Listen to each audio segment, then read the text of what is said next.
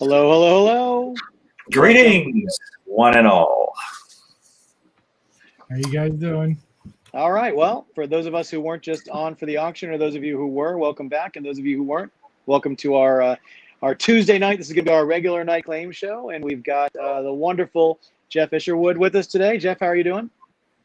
Oh, doing fine, Yeah, still have getting close to the end of my sort of short vacation time between semesters, but I still have a week before I have to teach anybody anything again, so it's all good.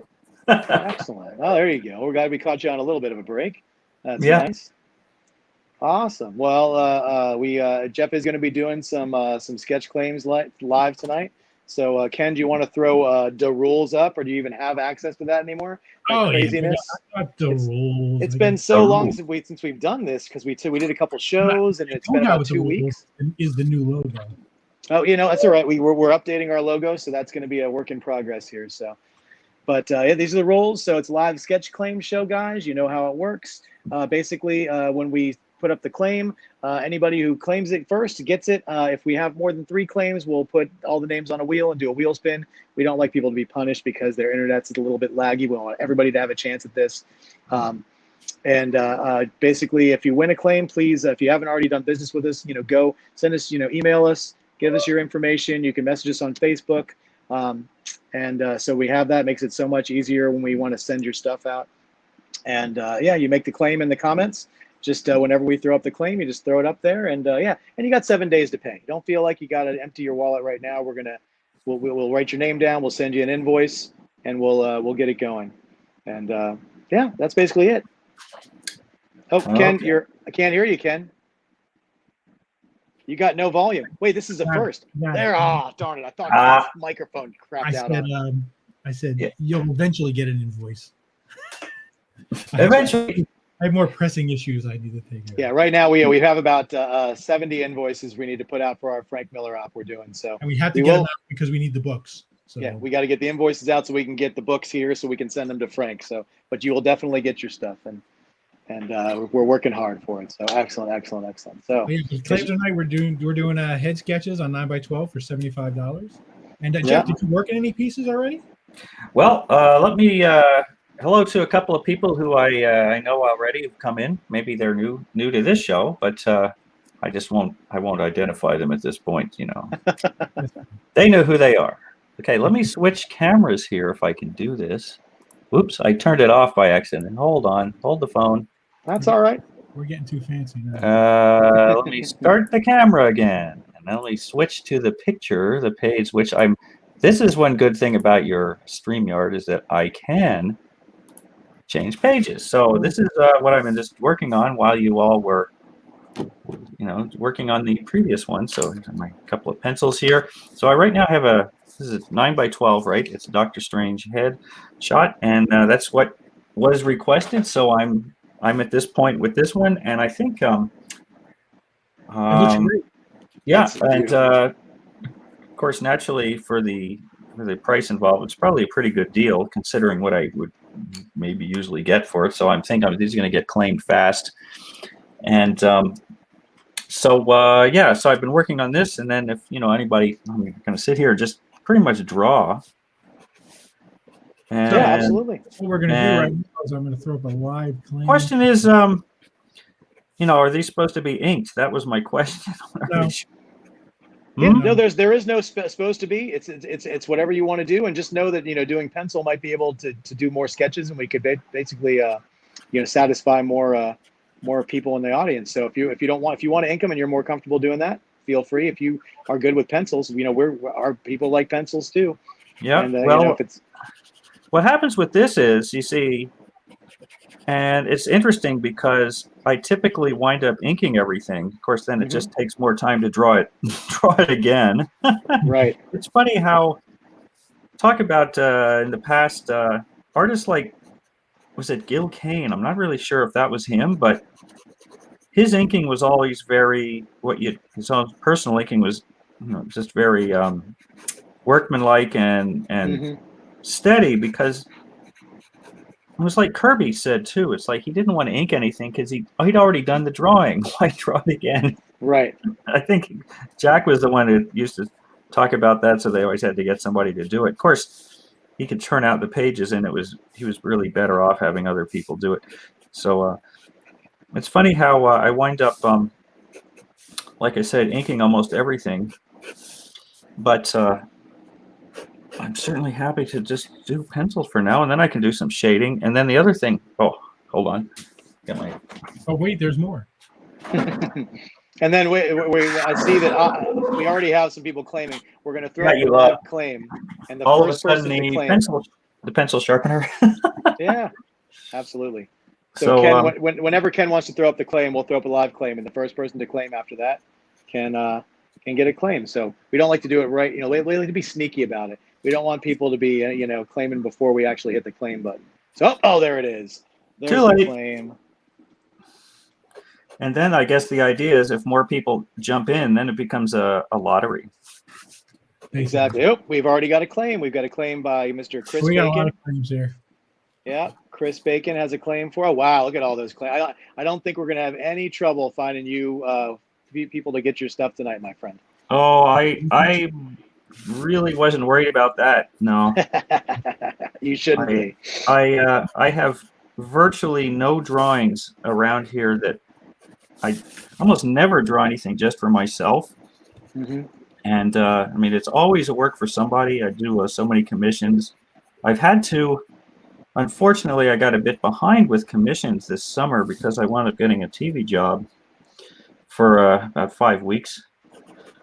And I'm not supposed to talk about it, of course, Mm-hmm. I got a 52-page deal memo from NBC. Wow.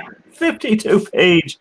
And it's, of course, nowadays there's all this COVID stuff, there's Mm-hmm. tons of that which they go on about it, how they have to be so careful but of course I'm just working from home. I never went to the production office. I just worked from home and had Zoom meetings. So that worked out fine for me. I didn't have to deal with going to get tested and all this. I mean, I've had my 2 vaccinations here, so it's not a problem. But they're pretty. They have to be pretty strict because filming. You get so many people in the studio and an area, especially if it's indoors and something, they have to be so careful, right? Right. So just to somebody, Facebook user, you made a claim. We don't know who you are though, so you need to either type your name before claim, or you need to go outside and give StreamYard permission to read your name. So either one of those things, just so next time when you get a claim in, we actually know who you are. And then what I was going to say, Hanukkah did a claim with a wheel spin. That's funny. It's a waste of time, really. There looks literally. Chris did win, but the rules say that we have to do a wheel spin. So are you have everybody on the wheel spin, Ken? Except for Facebook user. Except for Facebook user. So Facebook user, please step out of the shadows and let us know who you are. Or I can't put your name up there, buddy. Because was that? Yeah, the Doctor Strange is available, right? You're selling this piece, right, Jeff?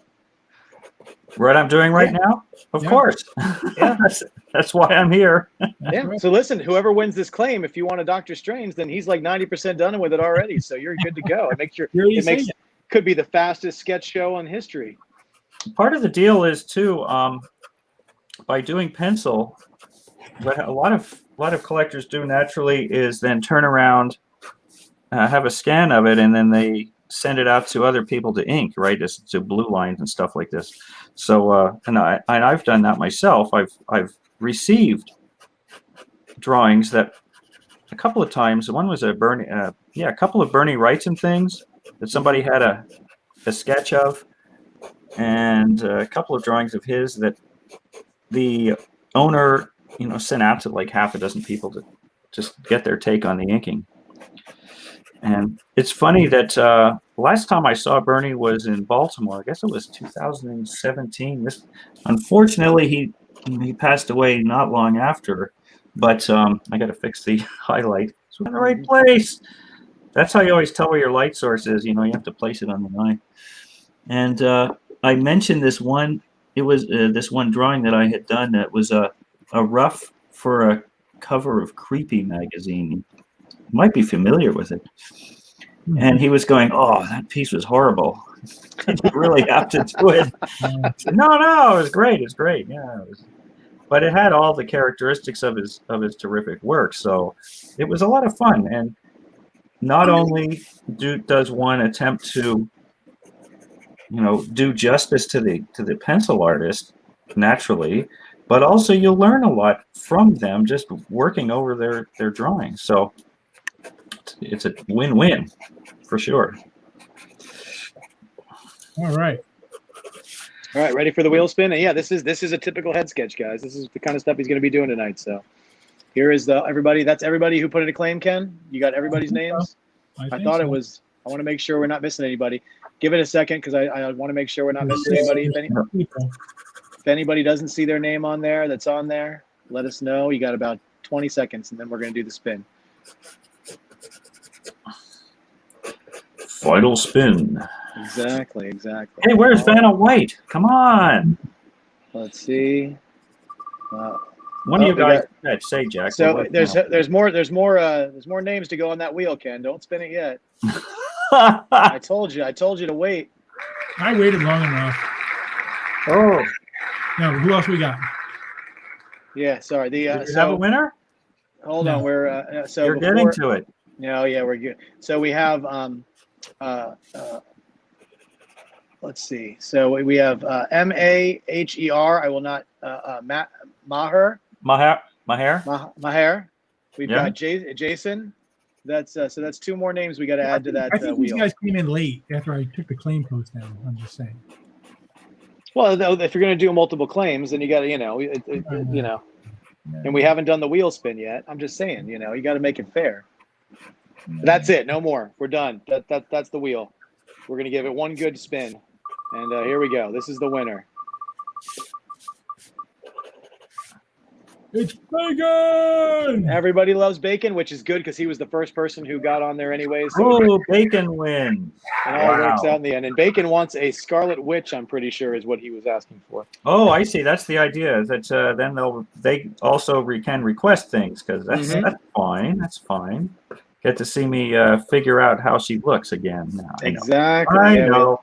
Just so everybody knows, based on my long ago career drawing comics for Marvel, and yes, I did draw Scarlet Witch and Doctor Strange comics a couple of times. It was one of those Infinity Crusade crossover books that probably faded from memory now. But anyway, I did draw her, and so versions of characters I draw typically are from the era when I was drawing. If I was drawing those characters when I did draw them.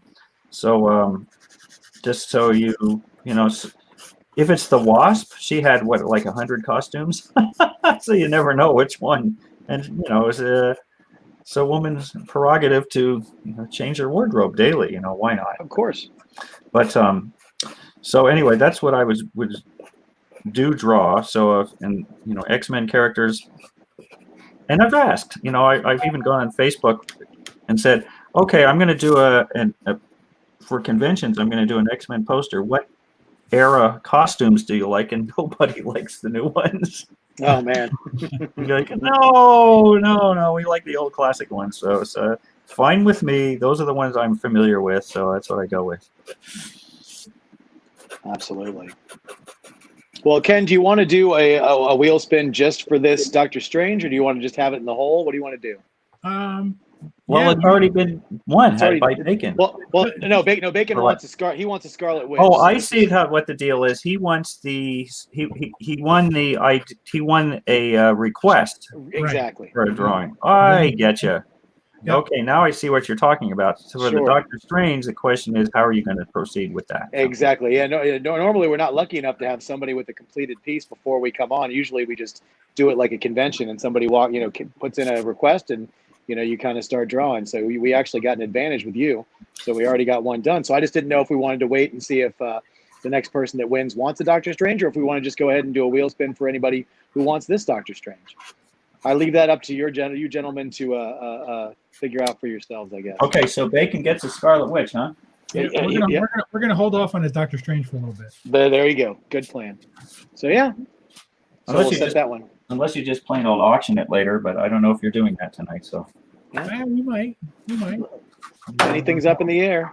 And somebody asked me earlier about, and not to panhandle on this, but several people offered me privately if they wanted to make a donation to my brother, even though they didn't buy any art from the art sale earlier. And if somebody wants to do that, that would be greatly appreciated. Once again, I'm not asking for that, but I thank you guys, and I thank you very much for offering. And if you wanted to, donate $1, that would be very appreciative. It's not anything, but my brother's house was very badly damaged during the hurricane a couple days ago. So once again, not to steal Jeff's thunder, but if anybody wants to do that, you can feel free to send that to Ken if you'd like to, and just send it to the 4C, and to just put a little note donation on the write it in on the PayPal if you want to send that to 4C, and we'll make sure my brother gets that money. So that's all I'm going to say about that. Is he in the New Orleans area? Or? He is. He lives in the suburbs of New Orleans, and his roof got torn off, and my niece's room basically got completely flooded. There was water pouring in the front door, so I don't know what they're going to do.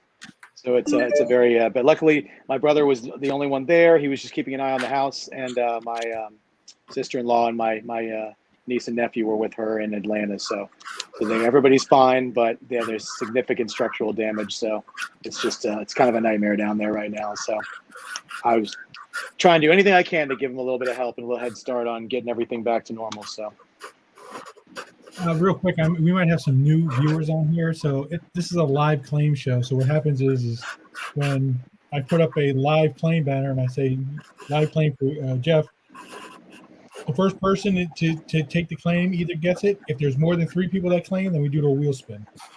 And then whoever wins that, they get to choose the character, and then Jeff will draw for you. Something as beautiful as that Doctor Strange he just did. Yeah, check that. He was already working on this piece when he came in, so we're gonna auction that one off later. Okay, so what I would say with this is, if you want to get a screenshot or a still of this and just keep it aside. I mean, I can bring the drawing back in anytime somebody wants to look, or we'll just deal with that later. Sure, I got a screenshot of it. I saved one, so we're good. Good stuff. So I'm moving on to Scarlet Witch. Now you can see me if you can see anything. I'm kind of sneaky. I draw lightly first so I can tell, so at least my drawing has some kind of semblance of something. Mm-hmm. And then I come in afterwards, and I've got my heavier 4B pencil that I can come in afterwards, and then you'll be able to see what I'm doing. Absolutely. Sneaky, huh? Yeah, I've learned the trick. It's been a few weeks since we've done one of these live shows, but we usually start out asking a question of, what's the strangest request you've ever gotten for a commission? Me? Yeah. Oh, I've had some doozies. I had Golden Age Flash saving Doris Day from a shark jumping out of the ocean that has already bitten her bikini top off. That's very specific. Yeah. Oh yeah, and it was like a 3-step process. I would have told him I don't take before, middle, and after, and she's like going woo. And he's got, oh, yeah, okay, here, yeah, right. It's kind of funny. But I also had a woman in England now this happened once. I did 2 drawings for her and never heard again. I mean, I got, she paid me and everything. Mm-hmm. She wanted to show herself being the victim of a home invasion from 2 different angles. And one time, once she was lying, I did a high angle looking down on the kitchen floor of a guy standing over her after he'd hit her with a shovel, and she's lying passed out on the floor. And the other one I kind of forget, but that's the one that sticks in my mind. I'm going, well, wow. It's if that's what you want, that's what you get. So it's most commissions are not that crazy anymore, but you never know, right? You never know. I had one that was really fun. I had to draw, I think, 18 different cartoon cats. Like from Felix to Heathcliff to Garfield, all the way up to the big cats that Skeletor and He-Man ride and all this. Mm-hmm. Tom and Jerry, Tom from Tom and Jerry and Sylvester and all. And the trick was to draw them all in the style of the cartoon, which was tremendous, and Tony the Tiger too. It was tremendous fun, and it actually came out pretty well. But it's fascinating because a lot of times we're familiar with these cartoon characters, but we just, you do want to draw them, then you have to really go look to see what it is, because what they, certain details about them you don't really think about until you have to draw it. So that was a lot of fun. And people think, oh, all he draws is Barbarian Conan stuff, but something cartoony was certainly a lot of fun. So of course I grew up more with humor cartoons than deadly serious dramatic stuff, which is what I usually wind up drawing in comics all the time. But what the heck, Mm-hmm.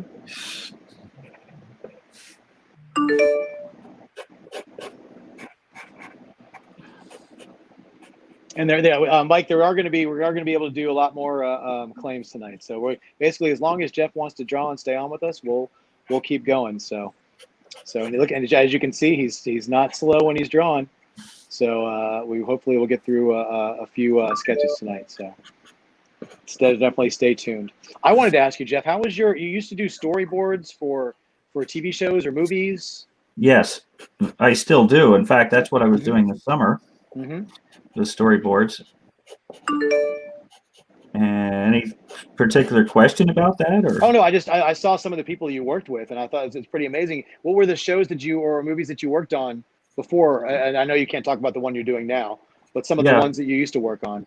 What were some of the highlights? Well, I'd say probably the one people know the most would be X-Men: Days of Future Past, and that was fascinating working for Bryan Singer, because I didn't really work directly with him because I was doing action scenes. So I worked with the second unit director and stunt guy, Brian Smrz, spelled S-M-R-Z. No vowels in his name. So he was a very interesting character too. He's a really good guy. He'd been a stunt person for 20 some odd years, and then moved into the directing. I think after a while, that kind of stuff takes a toll on you. And the people that do stunts, I know a couple. It was in Montreal, right? So I know some of the people that were working on that, and they're just crazy people. They said, "Oh, this movie's got car crashes where cars get flipped." And I go, "I can't wait to do that." And we're thinking, "Are they crazy? I wouldn't do it." So stuff like that.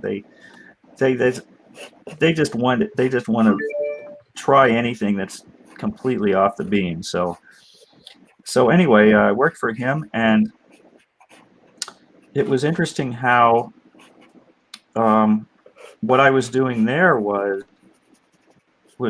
they would be scenes with the visual effects. For example, scenes with the Sentinels at the White House, because they would not be practical, as you call it, right? They would all be just computer generated. So the idea was that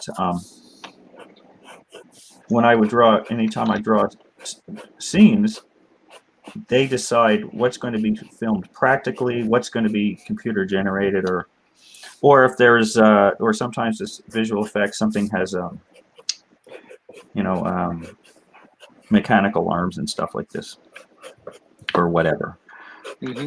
So so that one, Brian was working pretty closely with me for most of pre-production. I was on that show for about over 3 months, and then they started filming, and because he was coming in regularly saying, "No, we need this shot there, or we can't do that one. Brian wants this change. Brian wants that change, whatever." And a lot of these were for previs.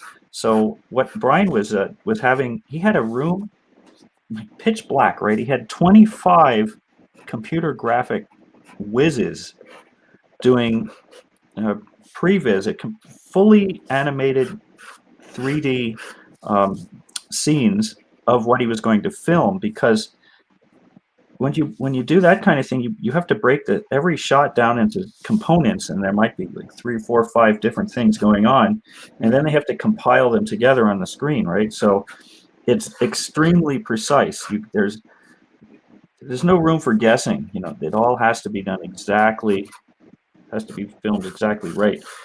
And there was a scene where I had drawn a sentinel grabbing Colossus and ripping him in half, right?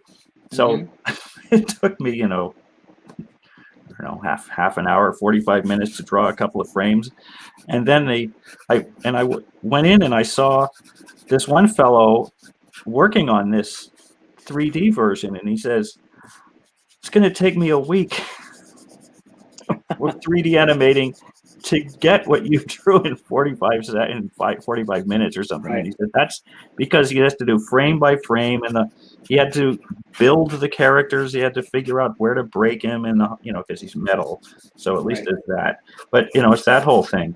And then so anyway, I was doing all that, and then with a lot of supervision, and then they start filming, and then Brian comes up to me and says, well, Geof, we don't have a real script exactly. We have kind of a script because Brian Singer keeps changing it, but I want you to just storyboard all the scenes with Quicksilver. Just do them all, and we'll look at them later, because by then I figured out the kind of things they liked. There were some very specific types of shots, and after you work for somebody for a few weeks, you kind of get the picture. So I wound up storyboarding the famous scene where Quicksilver's in slow motion in the kitchen. Remember he does that. It's like the 2001 bit where he's going in slow motion around the room. It's great. We used to watch that over and over and over. So my daughter loved that. The thing is, I didn't know the kitchen was going to be around. Nobody said anything, so I just drew it as if it was a normal, say, commercial kitchen kind of idea. Well, I guess it's in the prison. However, the actions I drew were what he used. And somebody's there, and he goes over and he just takes the bullet and he moves it over to the side, things like that. So all that stuff, and also a couple of scenes with Magneto when he breaks the Sentinel out of the train. There was that one. There's Sentinels at the White House, and that was interesting too. That whole, again, it shows you the creativity at work, because my problem is here I'm talking about and not paying enough attention to what I'm doing, but he had RFK Stadium lifted and dropped around the White House in the movie, but that wasn't what was supposed to happen. What was supposed to happen was Magneto originally lifted the Washington Monument and hurled it like a javelin through the Capitol building, which would have been really cool to see on January 6th. But ha ha ha!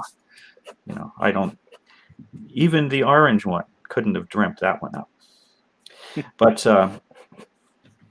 nevertheless, he then changed it.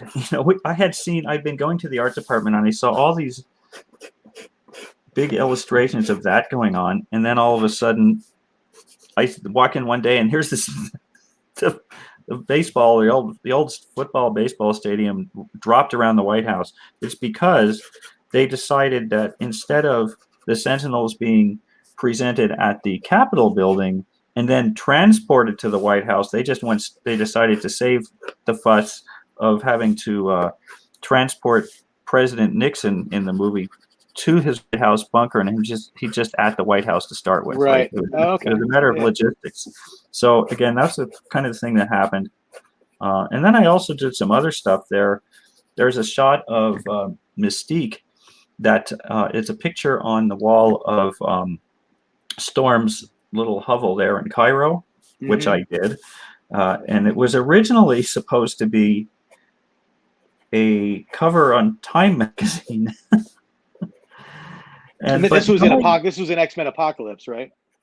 Oh, sorry, that's Apocalypse. Yes, that was the next one. Yeah, I did. That was because I worked on both of them. So in Apocalypse, yeah, there was that scene where she goes and you see her looking at Mystique as kind of her, her hero, right? Inspiration or whatever. But that was supposed to be Mystique as Woman of the Year kind of thing on Time magazine, and yet it's. And the funny thing is, you work on something for Brian. You never know if it's going to wind up in the movie or not. No matter. Right. You could work because I did other stuff for the Four Horsemen of the Apocalypse, which got nixed by the producers, so that never happened. I had created a sword with an Egyptian scarab motif. Boy, that went through a lot of iterations for Pestilence, right? And Brian was going, "Oh, I got to get this sword made, and then when it's finished, I'm going to keep it and hang it over my mantle." And then the producer's, "No, we don't need the sword. Forget it."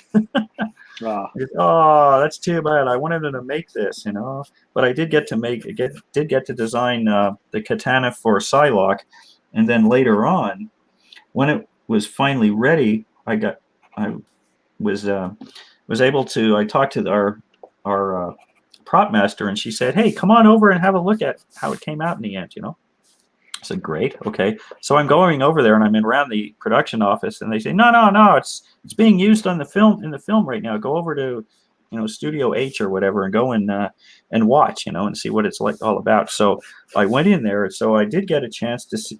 I usually don't because I'm usually finished a job in pre-production. Right.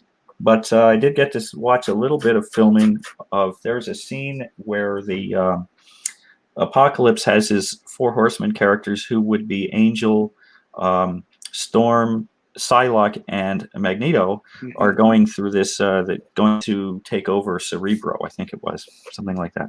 Right. So anyway, so I did watch that, and it was funny. Okay, I can't get up and act it out, but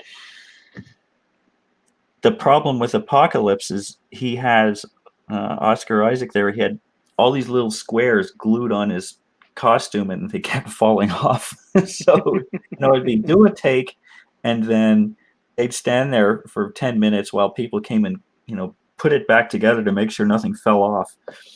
And the other characters were they'd get around behind and they shift to make sure the sword was straight, or they're like this, except for our fellow friend there playing Magneto, who was Michael Fassbender. He was standing there as he was in character the whole time. He was standing there stolidly glowering ahead, with chest out and all this. It's like, I am Magneto. I am not going to move. So he was Magneto the whole time. I thought I was really impressed by that. He'd stand there for 20 minutes, he just glowered at everybody. But how they filmed the scene was terrific. Was really interesting because this was a part where Isaac turns around and go, "All shall be revealed soon, my children." Right? Is this a line that somebody may actually remember? But then Brian would say, "Can you do that 15% slower?" "Okay, all shall be revealed soon, my children." And then he said, "Okay, camera, start tracking in, dolly in first, okay, do it." And then he'd do it again and said, "Oh, wait until he turns, then start to dolly in." So it's not like anybody did anything wrong. He was just getting a lot of different ways to film that shot so that when they got to editing, he could get exactly what he wanted. And I thought that's very fascinating. It's just like that if you ever need to do a photo shoot with anybody or something, take lots of pictures. Don't take 3 or 4. If you're doing something serious, get a lot of them. So here's a Scarlet Witch here. Let me sign that. That is gorgeous. For a friend Bacon. That's right, Chris Bacon. That's awesome. You know what? You're so good at this that normally Ken has to let our artists know when they're done by using his very subtle. What do you say, Ken? I think you're muted, Ken. He's got a buzzer or something. That looks great. Oh, I have to run the. Look at this. My pencil's already running out. I got it. Yeah, sharpen it up. Sure. Okay, Yeah. we Here we got go. Here we go. Here's the famous bell. Yes, folks. I'm using a real pencil. I do have my famous mechanical pencil. See, it's got tape on it, so it doesn't. This pencil, by the way, I've been using since the probably mid to late '80s. Same pencil. Still works. Wow, that's awesome. Plus, if I was thinking, I also have these brushes, Winsor Newton Series 7. Still have these ones. Same era, maybe early 90s I had them. I got them. Marvel, you go to Marvel and say, hey, Geof, you need a brush? Here. And they'd open a drawer and say, here, take 5. Like, whoa, these are expensive suckers. Oh, thank you very much, So I even have one to this day that I still haven't used yet. I'm saving it. I don't know saving it what for, but for what? Okay, so after this one, who's next? All right, we're doing we have multiple claims for you. We have 1, 2, 3, 4, 5. So we're going to do a wheel spin. So I'm assuming Facebook user is Avi. Is that what we're going to be assuming, Ken? Yeah, we'll go with that. So we've got Avi and Lee, and we have a late entry, Tom. Throw Tom on there. We've got Ryan, Kevin, Mike. Annika's on there too. She never fails to slip it in there at the last second. Oh, we got Bob Jones too, if that is your real name. Oh, Jason's on there as well. Who knows if this is my real name? Exactly. So is your name Joffrey or is it just Jeff? Jeffrey. Jeff. It's the English spelling from very old England, Sure. And you find lots of Isherwoods in England. Not so many over here, but there are a few. That is you got there again. I just because I have names on here. Might have to take off. Ryan. Oh, they want to read them off to you again? Okay, Yeah. So here's what we got. Hold on a second. I've got Facebook user. I've got Lee, right. Ryan, Kevin, Mike. Hold on. You're going too fast. Kevin. Mm-hmm. All right, Kevin, Mike, yeah. Mike. I've got Tom. Yeah. Annika. Yeah. Sam. Hold on, we got a Sam. Okay. I've got Bob. We got Bob Jones. Yeah. I got Jason. Okay. Dustin. Okay. And but that's all, folks. I think. I'm gonna take out 2 guys. All right. Oh, and someone said it's not Avi, it's somebody else. So I don't know who Facebook user is. So whoever made a claim, on our screen, it's between Chris saying beautiful and Lee making a claim. I don't know who you are. So you either have to let us know who you are by going out and coming back in and giving StreamYard permission to see your name, or you have to type your name before you hit claim. Otherwise, we're not going to know who you are. So, and just want to say, while you're about to spin, thank you, Chris, for your comment. And what I'm going to do, Chris, is I'm also going to scan these before I send them off, because they're going to get sent over to Ken anyway. And what I'm doing, so I'll have a scan of it, and I can send you that as well. So if you want to turn around and have these inked someday, you can.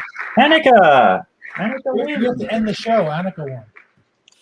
Oh well, she's yeah. Usually Annika only wins these when she's not eligible. That's the only time she usually wins, is when she's not eligible.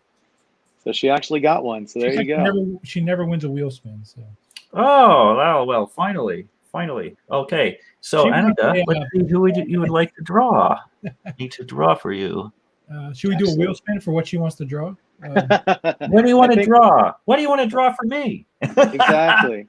I gotta, my hands are getting tired here. I could try drawing right-handed, but I don't think it would work out too well. I am definitely a southpaw, so you all know. All right, Annika, come on, surprise us. All right. Yep. All right, Jane Annika, who do you want? She wants a Jane Foster Thor. A Jane? Oh, you mean Thora? You mean the one with the mask? Yes. That's what. Oh, crikey! Did she say that's what she wanted, Ken? I don't see that. Wait, tell them you know. Okay, hold on a minute. Let's see. Oh. You can just tell them you know. Yeah, so that's what she always gets. Is she gets Jane Foster Thor. So there you go. So that's her request for the Jane Foster Thor. Okay. Well, I'll do what I can. I actually have drawn her before. It might be my version of. Let's see here. Yeah. I'd even done a few rough sketches ahead of time just to have a head placement and just to get the ball rolling if necessary. But neither of those two female heads I drew look suitable, so I'll just do a new one. And I still have paper left, so why not? Okay. Is somebody accusing us of stacking the deck here, Ken? Yeah, Bacon. He won the first claim. He's accusing us of what? Basically, the first two people who have won are friends of the show. So they've actually. Well, everybody's a friend of the show, so. Of course. See, there you go. Of course. You're all like family. So whenever any of you win, it's because we skim the tide. We make it happen. I don't know. I'm not gonna mess up my own computer. I'm just gonna get a quick look to make sure I have I'm just gonna look up myself an image just to make sure I have something that's worthwhile, because I don't want to draw something that's way off base. Sure. Yeah. If ever you can't find something, we can usually always find an example for you if you need. No, it's not a problem. Just because I know she had specifics on her mask. The question is, she has quite a face mask covering. Okay, I found one. Mm-hmm. It's this. Okay, so this is kind of what this kind of face. So you get a helmet, designs, wings, and a pair of lips. Okay. Yep, that's it. That's her. That's the one. Actually, she's a lady. I did a joke cartoon of that once. Probably shouldn't talk about it. She'll say forget it. Give it to somebody else. I got it. In fact, what I had was her using her hammer to put a picture up on the wall, and she whacked and missed and hit her thumb, and she's going, "Ow!" So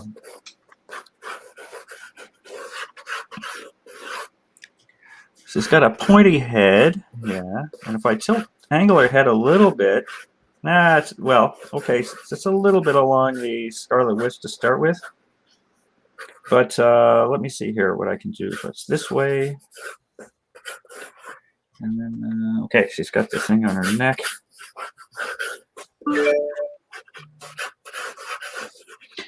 It's funny. Maybe I should really use the other pencil so you can see what I'm doing. Why not, eh? Why not?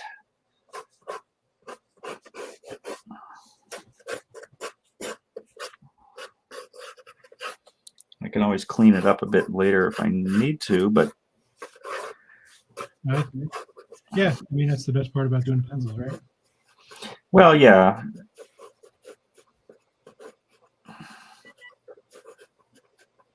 Now, let's see here. Yeah, so she's got...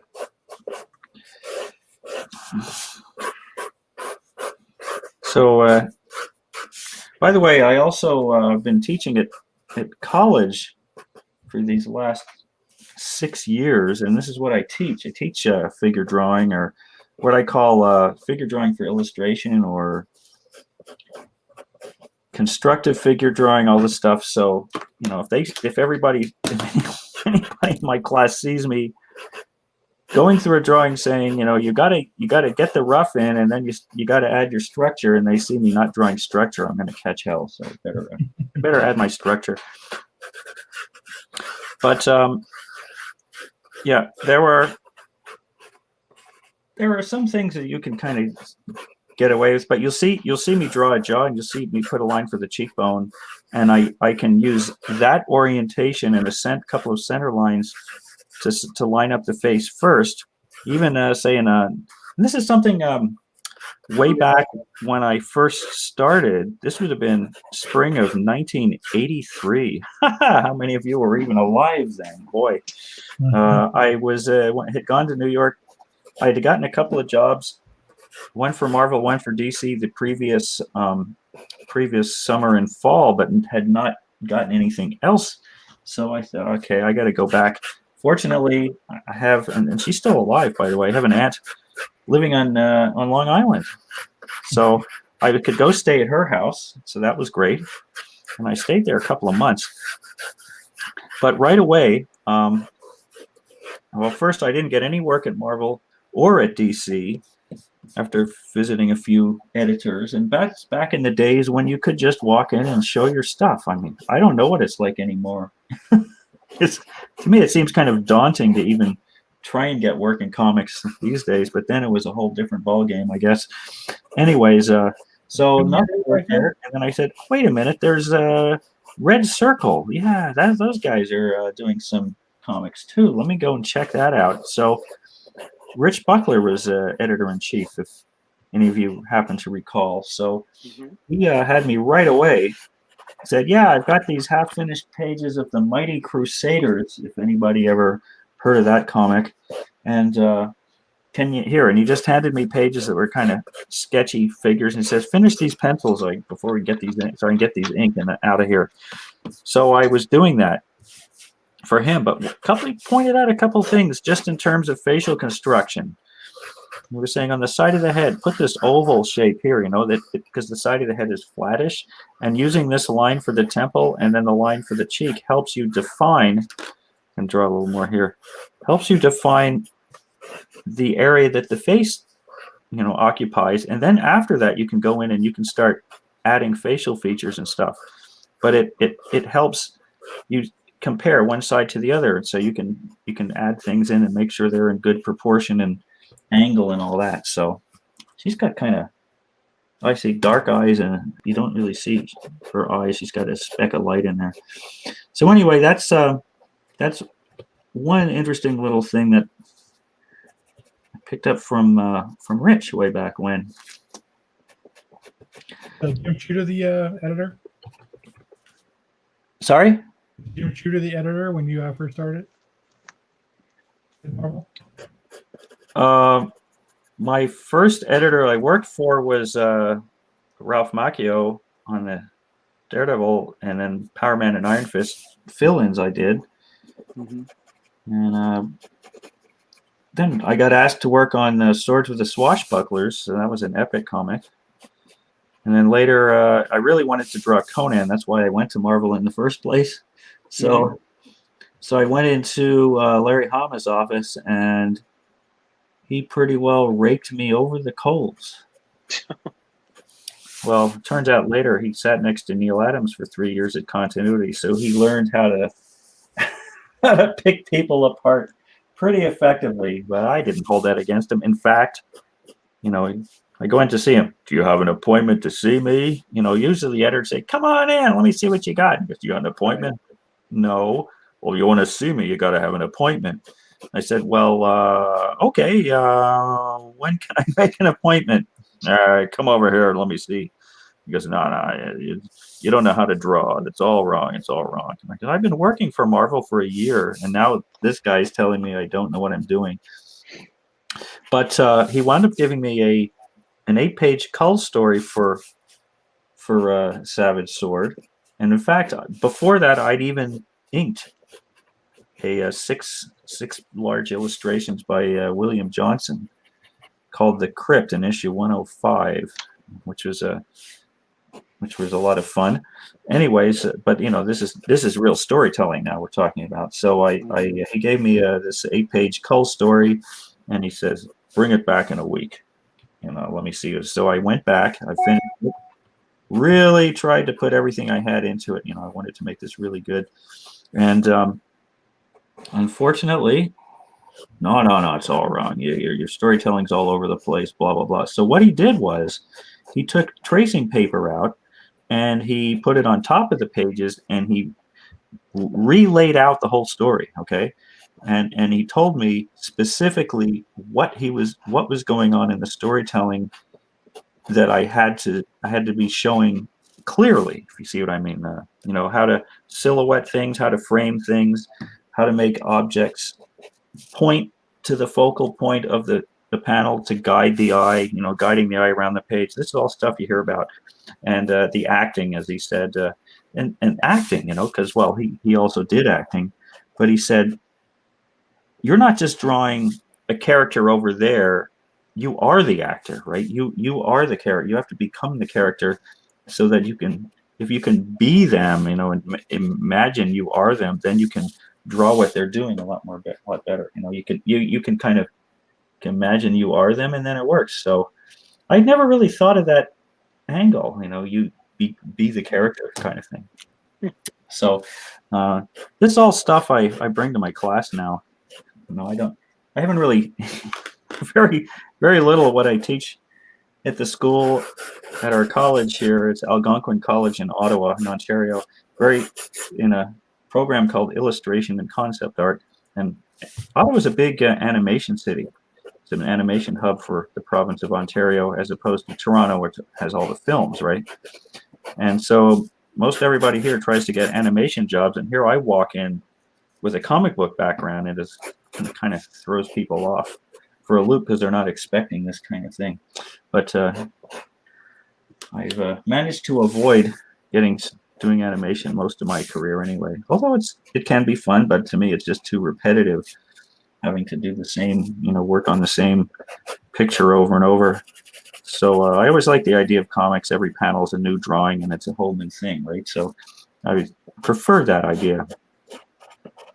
So anyway, so I did the thing for Larry, you know, I went back, I followed to do this and come back next week, right? So I did that, and he looked at it and said, "It looks good. Here's another one." And then he never said another word. He said, "The kid figured it out." So that was very helpful for me. So after that, then I had a much more solid feel for comic storytelling. I had, you know, because anytime you do a drawing in a story or storytelling sense, you want to be able to pretty much justify your, you know, blocking, camera angle, all this kind of thing. They probably use film talk, all that kind of stuff, right? How you set it up, the whole thing. You got to have a good reason for everything. It's none of this, well, it just seemed like a good idea at the time. Well, that doesn't really fly, you know. You especially nowadays, I find you get editors who tend to be a lot more micromanagey, if I can put it that way. So, or some are anyway. So you got to have a good reason for everything you're doing. So if you want to win your argument and keep the drawing the way you drew it, instead of having to revise stuff. A lot of times it's just a pain to have to draw things again, right? Oh yeah. It's not so much saying, well, my idea was better than yours. It's like, I don't want to draw it again. I like what I drew, you know. So if you have you can really justify it, and you can explain why you picked something and why you discarded 3 other ideas, then, oh, I get it. Yeah. So I had these kind of conversations on a story I did. It was a couple of years ago now. It took a long time to get published, but called Necromantic. It's by Renegade up in Alberta, and had a lot of discussions with the writer on that one, and we wound up splitting the final decisions about 50-50. Let me see what's going on with my camera. It's not really angled well. Okay. At this point, I've kind of let my reference go, so I'm just drawing loosely here. And her helmet, I think, oh yeah, she had kind of a wing thing coming down this way. And sometimes I kind of follow the Jack Kirby principle of never draw anything the same way twice. Apparently he, if you probably know about that, he would be drawing FF or something, and you know, every drawing of Galactus was slightly different, and Joe Sinnott had to go in and do continuity and make sure the details lined up. It's like, I just keep going forward. I never look back at what I did before. So yeah, I kind of get like that myself. You just want to keep drawing, right? Absolutely. You know, why waste time going back to look at something again? That's for other people. It's always what's next. What's next?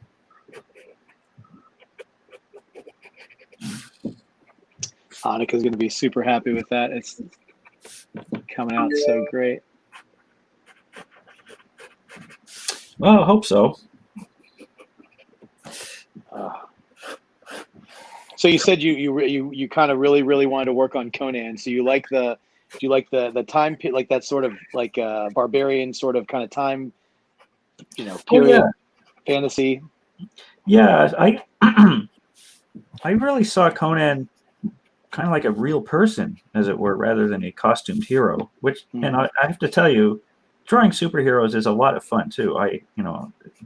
As a kid, I was lured into the whole visual setup of the costumes, and Spider-Man was the first superhero that I really caught on to, and so that was during Romita's run, because I was too young to really figure out or to catch on it at the Ditko era. That's all. Mm-hmm.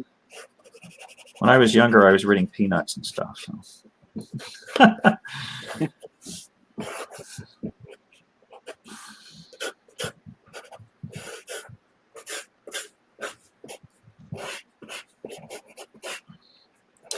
So yeah, that was so.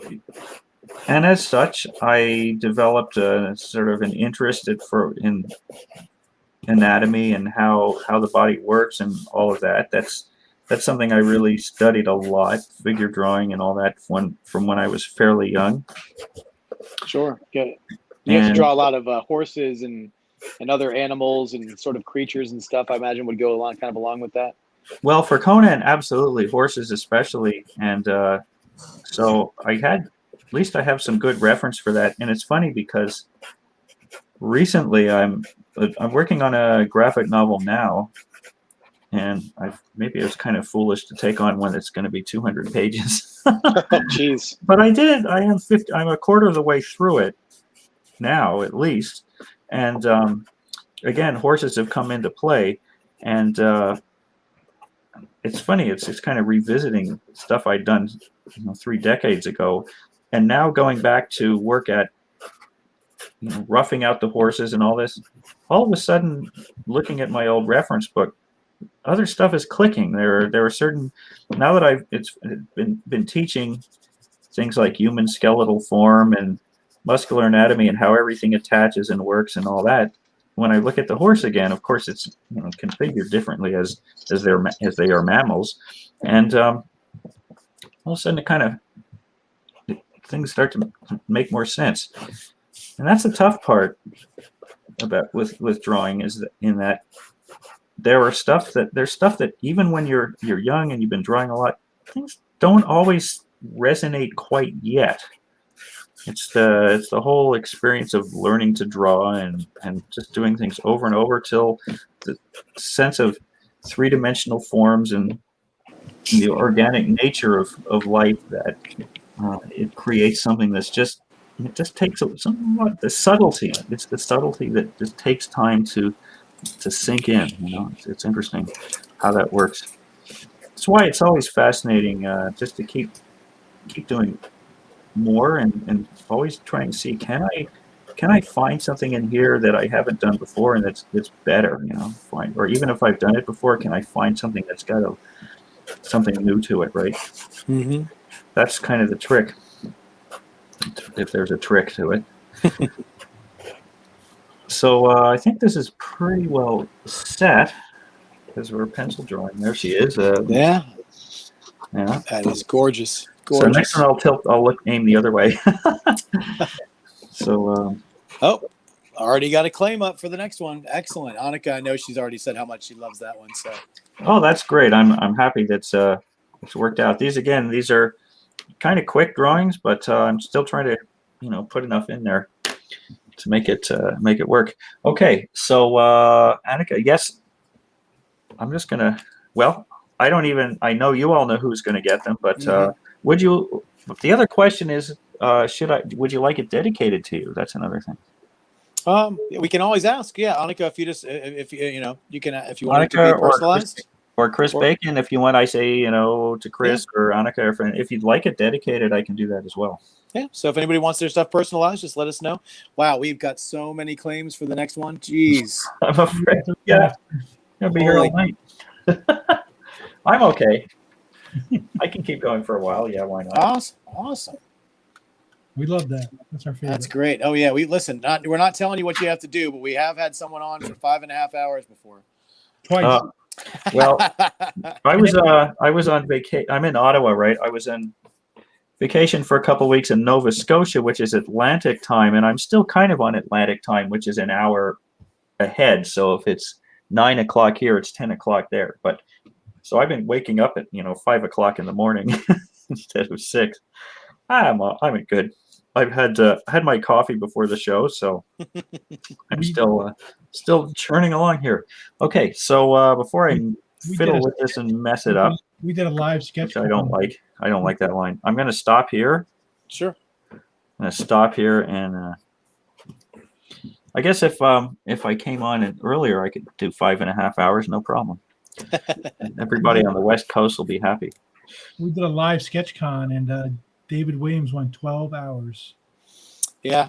That's a day at a convention. That's yeah. And when you do long convention, the 4-day conventions, that last day, it's tough. But what happens at conventions too is I really have to be careful not to take on too much, because it's very easy to overfill get overbooked, and it happens. Absolutely. It happens every time. And my wife's there saying, okay, that's it. No more. If you want any more, he does it at home and he'll mail it to you. And anyway. Some names, Jeff? All right. Yeah. Yes, let's go for it. Let's get the next one happening. All right. Let's see. So I've got Jason Harris. I've got Ryan. I've got Jason Victrola. Okay. Linda. Okay. Mike. Robert. My famous board. Tom. Mr. Stephen Curtis. Stephen, he's still up. I know, he's still awake. That guy, it's already after 1 o'clock in the morning. You got to go to bed after this one, buddy. Lee. Oh, he's in England? Mm-hmm. Oh, wow. That's good. Yeah, we've got Kevin. I've got Bob. And this just in, Dustin. All right. Let's set up the wheel. All right, here we go. No whammies. No whammies. Here it is. That is a lot of names, guys. Here we go. And it's Linda. Looks like Linda's got it. Yay! All right, Linda. Let us know what character you'd like. Linda wins. Got the pencil poised to draw. All right, we are awaiting a character. She wants Logan, unmasked Wolverine. Logan. So Logan. Okay, well, there we go. I can talk a little about our friend Logan. Okay, what did I just do? That way I'm going to have to...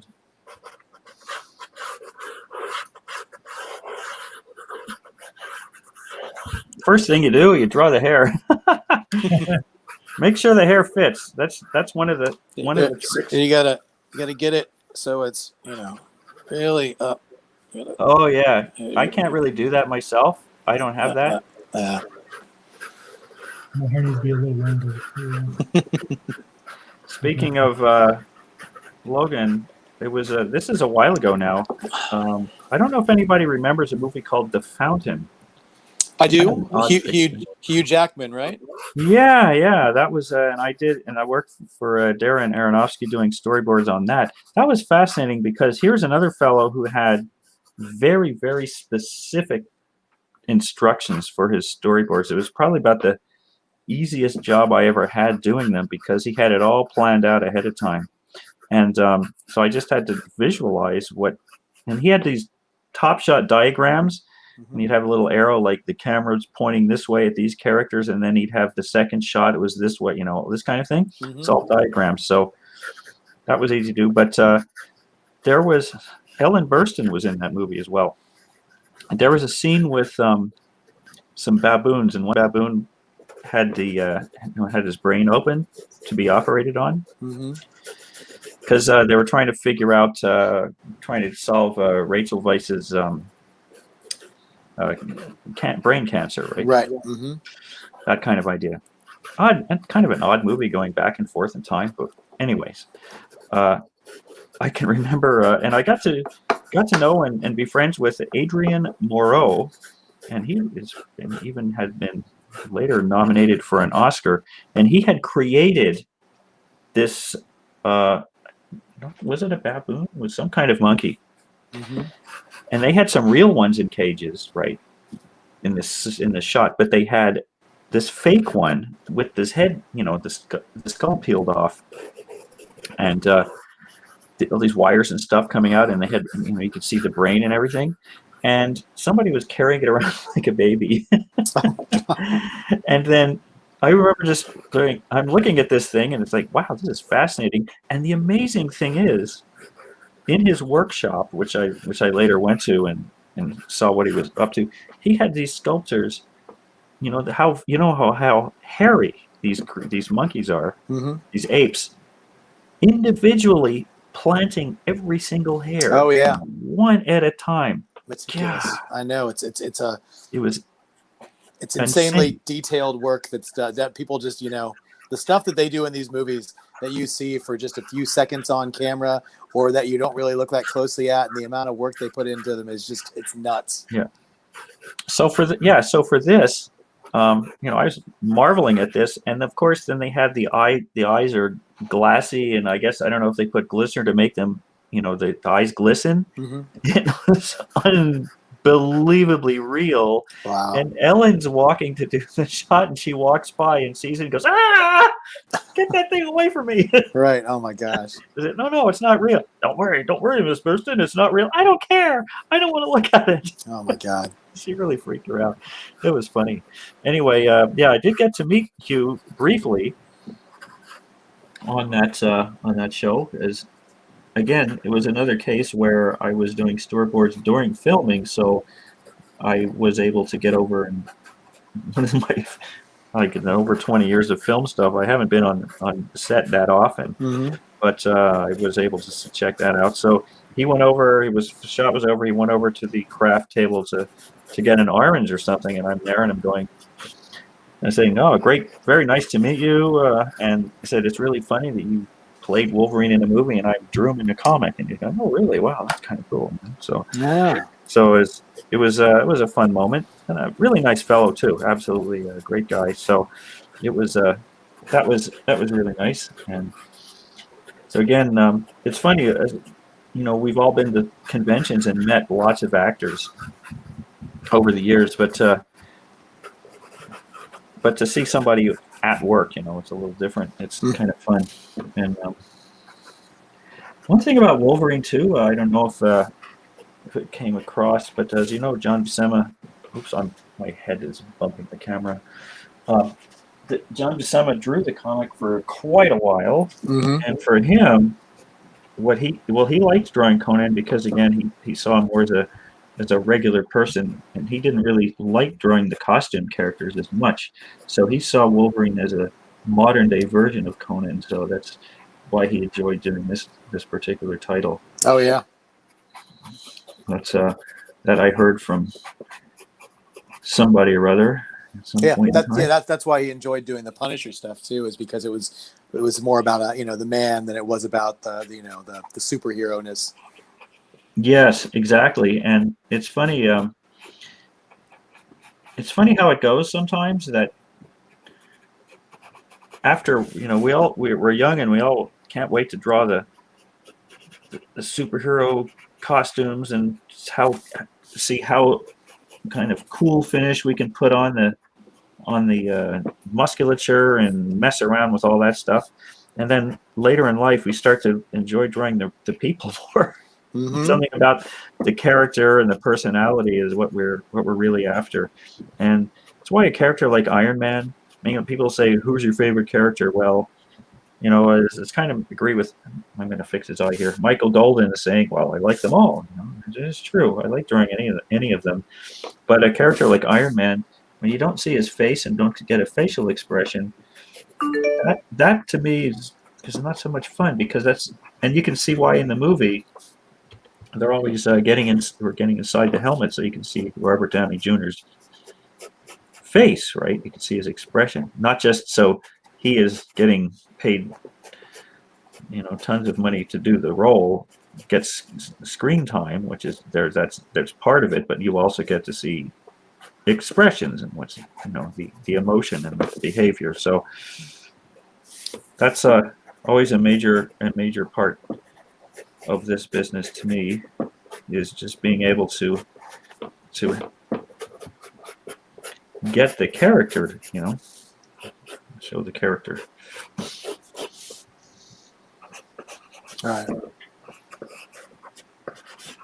So if anybody has any other questions also while I'm chatting away here, just ask away. I'm not really looking at the comment section per se, because I'm drawing. Sure. But if something comes up, somebody is curious about something, I can certainly. The nice thing is drawing is a non-verbal occupation, so you can always be drawing in one sense and talking. As long as I kind of think about a little bit about what I'm doing, works out okay. He's got to make sure he's got the long sideburns here, and then I'm kind of just lining things up before I go ahead and really get the hair. I think if I backed out a little more, you'd get more of the hair. But anyway, I'll just kind of go with this. And I think he's got to be a bit hairier too. So yeah, you have to draw every individual little hair. Yeah, well, I'll get. You probably see a lot of Buscema, or some Buscema in my drawing style. It's funny, I met him back when I was around 17, 18. He was at a convention I went to, and I stood there and watched him sketching for a couple of hours. Like, I just went to his table, and I didn't care what else was going on. Didn't matter, I wanted to see what he was up to, right? So, and it's funny how I started drawing. Ever since, I don't know what it was, but I watched what he was doing, and it always seems to be that first kind of feel of the gesture and just trying to get something, that doesn't look too careful and planned, and then go with that. It's always very easy to get, it's another thing that Larry was talking about, was you have artists who start kind of loose, and then the drawing tightens up until the whole thing turns into granite. And you have other people who start kind of in the middle, and then it just gets looser and wilder. Some people tend to naturally draw more one way and then draw the other, right? So he said what you want to be able to do is go in either direction if it's called for. So that's another, was an interesting little point he made. So anybody out there who likes drawing, just keep that in mind. Is if you're doing something, hands or eyes or something, you want to be super careful and get them. But if you're doing hair, you want to be able to loosen up and be kind of wild with it. So there you go. And of course, I want to do a bunch of these tonight, so I'm deliberately being a little sketchier, and I'm using the side of the pencil instead of drawing something that's you could ink. Oh yeah, no. Listen, I think people really enjoy the pencil pieces. I know I really do. I think the pencil pieces they have a little more texture to them. They have a little more, the ink pieces are wonderful, and they're great. But I really enjoy just pure pencils. I think it shows a little more of the artist process, and I know everybody in the crowd appreciates the fact that you're doing these, and so you can definitely make so many people happy who are on the sketch tonight. The sketch claim, it's great. And these are just every single one keeps coming out more and more fantastic. Hey, Yeah. Jeff, can I do a little breaking news? Hey, give me some breaking news, buddy. What's going on? I want to give an update on what's left for the Frank Miller op. Oh, what's left for the Frank Miller op? Is that what you're doing? So, you know, we had a limited amount of things that were available. So anybody out there who was on the fence and thinking about getting the Frank Miller op, we have 9 signatures left. That's it. Raw signatures or graded, whatever you want to do. We have 9 remarks left. That's it. Wow. We have 4 head sketches left. We are actually over 2 on full bodies. So if you still want a full body, I'll ask if he'll do them. I don't see why he wouldn't, but that's where we're at for the op. So if anybody is waiting or wanting to add something, we're down to the nitty gritty here. We're almost sold out in 24 hours. Yep. 24 hours. That's great. Almost completely sold out. So thank you guys for everything, for the support. This just means that it's something we can do again with somebody else. Mm-hmm. Yeah. And speaking of somebody else, if anybody is not able to get a piece tonight from Geof, we may be offering a little bit of something afterwards for some commission thing. You'll have to stay tuned and find out. But Yep. That's definitely in the offing because now that I've finished that TV series I was working on, which ate up a good portion of 5 weeks, I am now finally getting back to my commission list at home, one I have already, and I'm now making sure that I catch up on that and I'm able to do new ones. So that's the case. So yeah, I guess the idea is you talk to Ken about that, and we'll see what can be arranged. Yeah, absolutely. So that's something. If so, someone had asked earlier if you were just doing head sketches, and we pretty much try to keep it just to head sketches on the live show. Everybody, for anybody who's new who doesn't know that, because we want to make sure that we can do more than 1 or 2 pieces on a night. So that's why we try to keep it to head sketches. And we try to keep the prices very affordable and low, but some more, in-depth pieces will be available during a commission op that we'll do, and we're definitely going to do one with Geof. So just you have to wait for us to drop that one on the page. And if you wanted something that was a little bit, more than a headshot, then you'll have that for a choice, most likely. Yeah. And just stay tuned. Typically, what I do, my commissions are pretty much always inked. I can actually when I have this. Let me see here. I guess he could be wearing his usual lumberjack shirt kind of thing. There you go, little plaid. Yeah, his plaid thing. So I can just grab a couple of other drawings I have it on hand that I've been doing, just so everybody who hasn't seen some commissions that I've done, I can show a few. And that can give you more of an idea of what an inked drawing might look like. Sure. And again, choice of character really it's always up to you, naturally. I'm speaking to you as art collector. And he should be hairier, shouldn't he? He really should be hairier. 20% more hair. Maybe you should give him some of those nasty eyebrows, kind of that I have. My eyebrows my wife keeps going after them. If any of you ever saw Christopher Isherwood, the author, who's a cousin of my grandfather, he had quite the eyebrows. So that's my father's side of the family. That's where I get my eyebrows. That's for sure. Anik in the room, read your messages. What's going on? I told Anika to read her messages. Oh, okay. Okay, so this one is ready. That is another fantastic piece. And then Jeff's he's going to show us some finished commission pieces. And then, Ken doesn't waste any time. So we have another claim up for Geof. So yeah, while you're getting that ready, so this is for Linda. Linda. Yeah. Linda. Yeah, I'm just gonna write Linda on the back. Just right. And this was Annika. Is that right? Mm-hmm. And the first was for Mr. Bacon. Mr. Bacon. Crispy Bacon. Crispy. Is that his middle initial? His name is Chris. His name is Chris. His last name is Bacon. We still don't know what his middle name is. We really want it to be something that starts with a B. We really do. It should be P. Chris Peter Bacon. Chris P. Bacon. Crispy.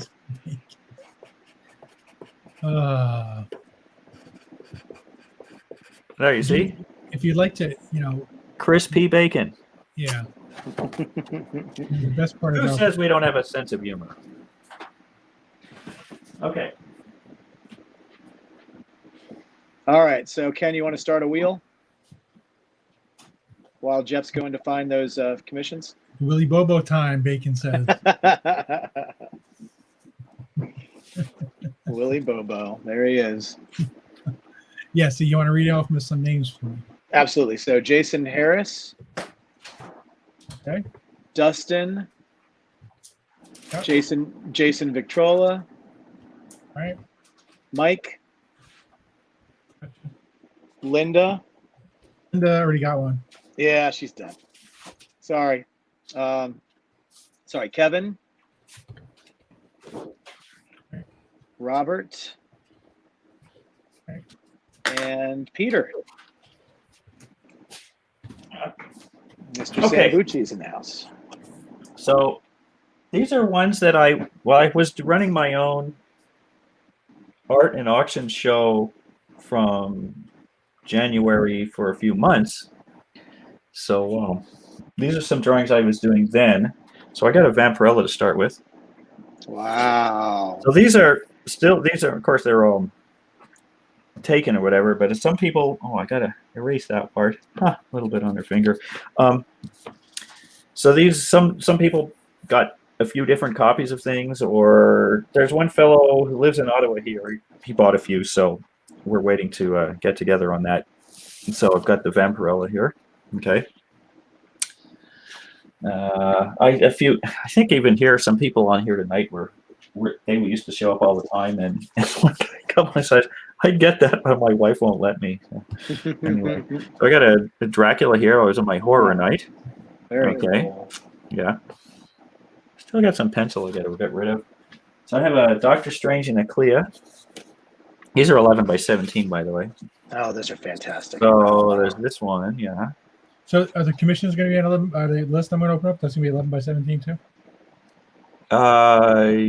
Not sure, but how you work that out. But anyway, and then a couple of horizontal ones. Here's Kismet. Oh, wow. This is my again. I had drawn her in a couple of either Silver Surfer or Cosmic Powers Unlimited. This is some of the latter stuff I did when I was at Marvel. So this is, it's a new drawing, but it's the character. And then somebody also, and that's a nice thing about doing that show, is I could do characters that don't usually get requested at stuff. And so I had my Adam Warlock here. Oh, wow. So this is, and again, this was, I inked that with the pen. So I inked that with, let me show you, just so you know. You hear me rattling around with different drawing devices. Well, this is one of them. I have, this nib here, and this one. I have a. So along with the brush and the nibs, in fact, I really enjoy. I work digitally often too, but for comics, I've kind of given up on the idea of really drawing this kind of stuff on the computer. The film work and all that, it's expedient, as you know, to draw things on screen and on the computer. That way they can be just disseminated quickly, and I can drop in photo reference and all that junk as necessarily. But there's nothing like drawing for real on paper. I tell you, there's nothing like it. Mm-hmm. So like for example, all this I could use the brush, and then I can go into the other stuff with the pen. So it just depends what you're inking.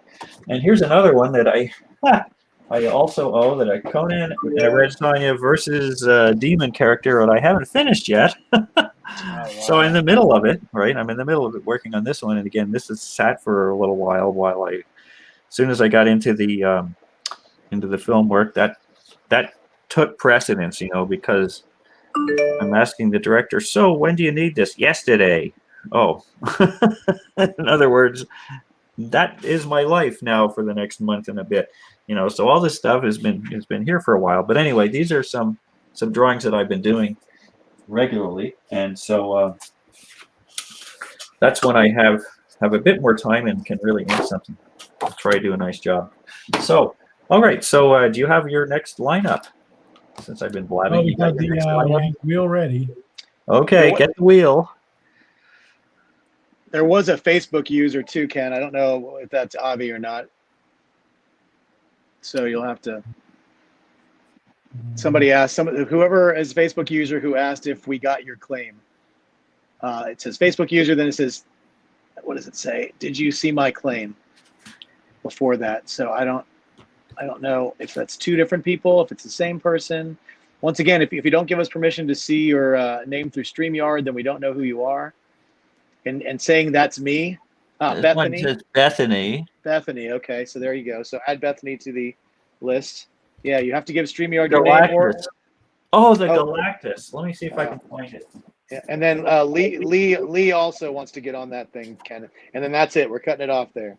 All right. So Bethany and Lee, and then we're going to cut it off because we've had that claim up for quite a while. So you guys got to pay attention. You don't. It's not a big deal if you can't access it. Just make sure you type in your name before any response that you want to give us. That way we know who's talking. And here's the spin, and the winner is Peter. Bethany, so close, so close. Let's see. I'm wondering if this is going to be a female Daredevil. I don't know. Oh, no. There's such a thing? There is. Oh, there is. Let's see what this is going to be. I have never seen that one, so I'm lost there. The Galactus, yeah, Kevin. It's not. I didn't spot it in my pile here. Maybe I sent it to you already. Probably didn't. So let's see. Peter is the winner, and we're just waiting to hear from him what he wants. If he indeed does want a female Daredevil, we'll find out in a minute, I guess. How new is that? It's Electra. She took over Daredevil while Matt Murdock sits in jail. There you go. Well, we're still waiting for Peter to give us the. Yeah, he said female Daredevil. No, that's Linda Craig who said that. Oh, okay. Yeah. We need Peter to actually tell us. It's Electra. She's got her hair in a ponytail and she wears like a face cover. Okay, I gotta look this one up now. Oh, I called it. There it is. Yep, that's it. So the Electra as Daredevil or the female Daredevil. Sure, you can look it up. Take your time. It's actually a really cool character.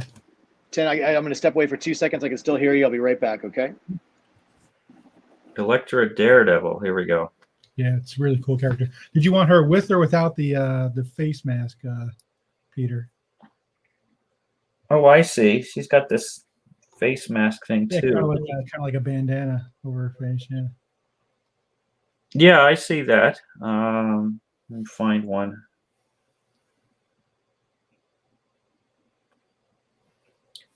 So she's got it's this. Mask, please. It's this. Yeah. So version. More okay. Than that, I think. Instead of the full face covering. Okay.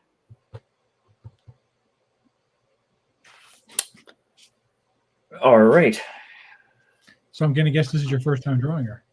Yeah, I didn't even know there's such a thing. It's actually. I know there's Electra. I'm familiar with Electra. So what happened was Matt Murdock. He killed somebody. So he decides to strike a plea bargain deal where he goes to jail, but he doesn't take off his mask. He stays, masked so nobody knows who he is. So he's serving time as Daredevil in jail, and while he's in jail, Electra took over the mantle, so she's defending Hell's Kitchen as the female Daredevil. That's pretty good. I like that idea. It is. And they said he's staying in jail for as long as the sentence is. So they're going to keep him in there. So but that's, comic book time isn't real time, so Right. Well, it's probably, I don't know if I haven't read it recently, but they can up until a few months ago, he was still in. Well, I'm sure he gets into scrapes in the can because half the people he put in, half the people there are people he sent. and of course, there's the, you have to let me out to do this to help somebody, and of course they acquiesce because he's Daredevil.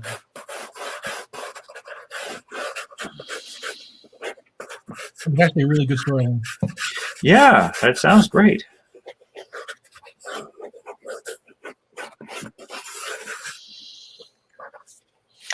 Daniel, I think he means that she also wears the mask of Daredevil, but she also wears like a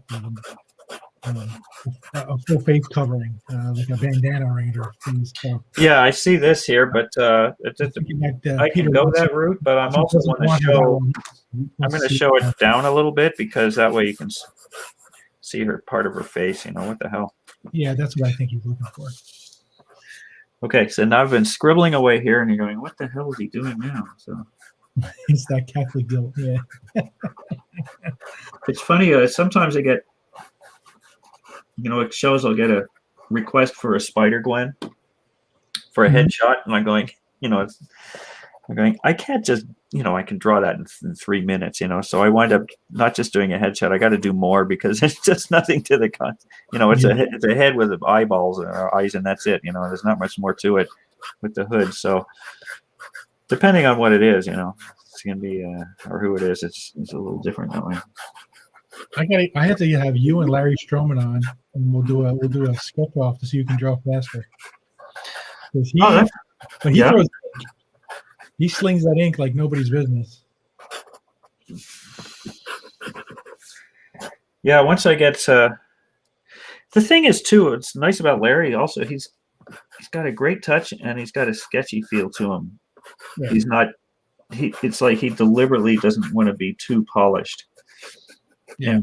And, doesn't want it to look alive, not manufactured if you can. That's kind of the tough part because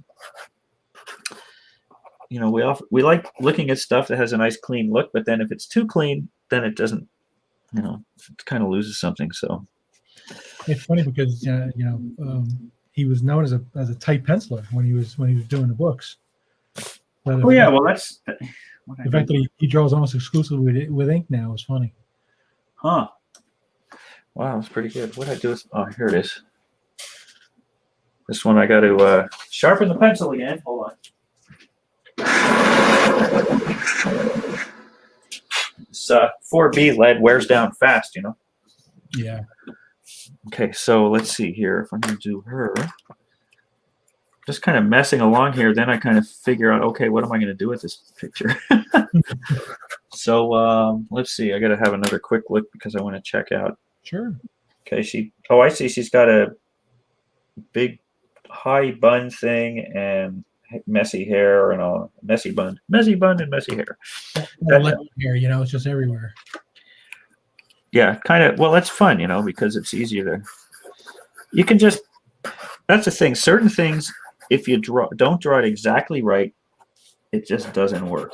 And other things, like hair, certain messy hair and stuff, like you just let it go, do whatever you want with it. It's better. We have a question. Geof, what is your favorite character to draw? Somebody said this now? Wow. Oh boy. I just said I have a bunch of them, Is there a go-to, like if you're doing a warm-up or something that you tend to gravitate towards? I don't really warm up. I just start drawing. Oh. I just draw. Well, it's easy for me to jump into a Conan or a Red Sonja. I always like them. In more recent years, of course, since the movie, especially, everybody's asking for Doctor Strange, and Doctor Strange, besides Conan, was the other title that when I heard it was available, I asked to draw it. Everything else I did was pretty much, hey Geof, can you draw Namor, or can you do this? And I said, sure, I don't care. But I was kind of assigned, if you put it that way, or it was asked, do you want to draw such and such?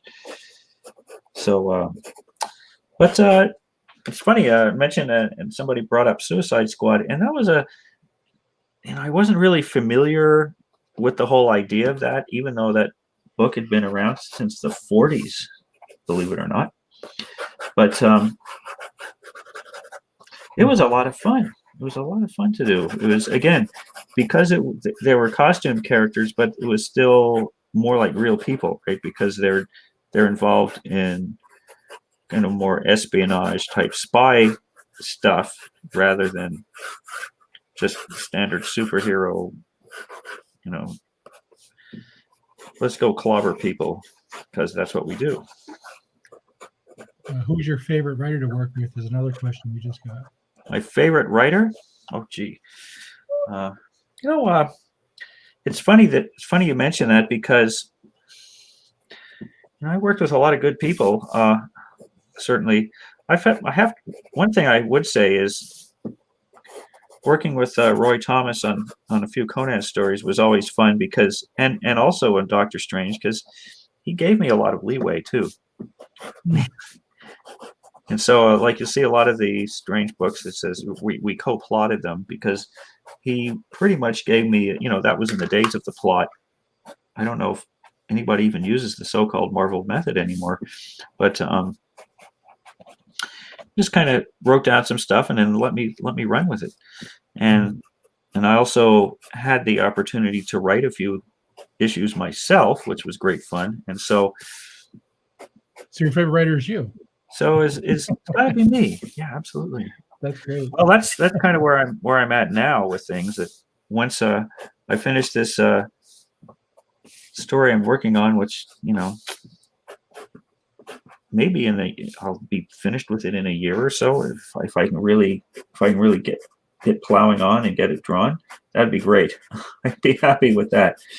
But after that, I in fact started a graphic novel of my own, and I'd gotten into the 80s of the story, and the way I do it is I had written out like 14 times. I'd started on the plot over and over, and then I just decided I'm just going to start drawing the layouts for the story.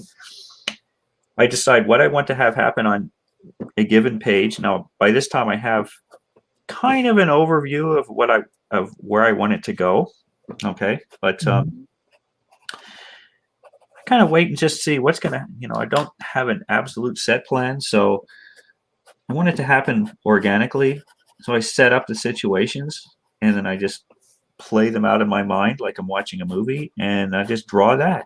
So this page says such and such has to happen on this page. This so and so learned something, whatever, and then he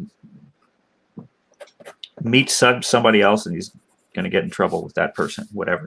Just set up the conflict in a very simple way, and then I start drawing it. I just lay out the page that I've laid out enough pages now that the images kind of just hit me, and how I want it to look. And then while I'm doing the rough sketches, the rough layout, and drawing the characters and making sure they are acting, I could put it that way, then the dialogue comes to me.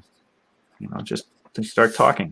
They start talking while I'm drawing, and then I just write word balloons on this in place, and then I'm kind of just working out the story on the fly.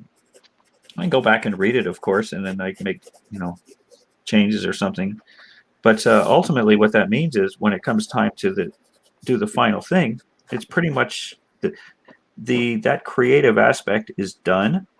So all I have to do is, once I have my character design set, all I have to do is make pretty pictures out of it, which is kind of nice. I don't have to worry about, no, gee, what was I going to draw in this panel? It didn't make sense, or I got stuck on this panel. I didn't know what to put there. That just never happens. It's once I get it figured out, it's set.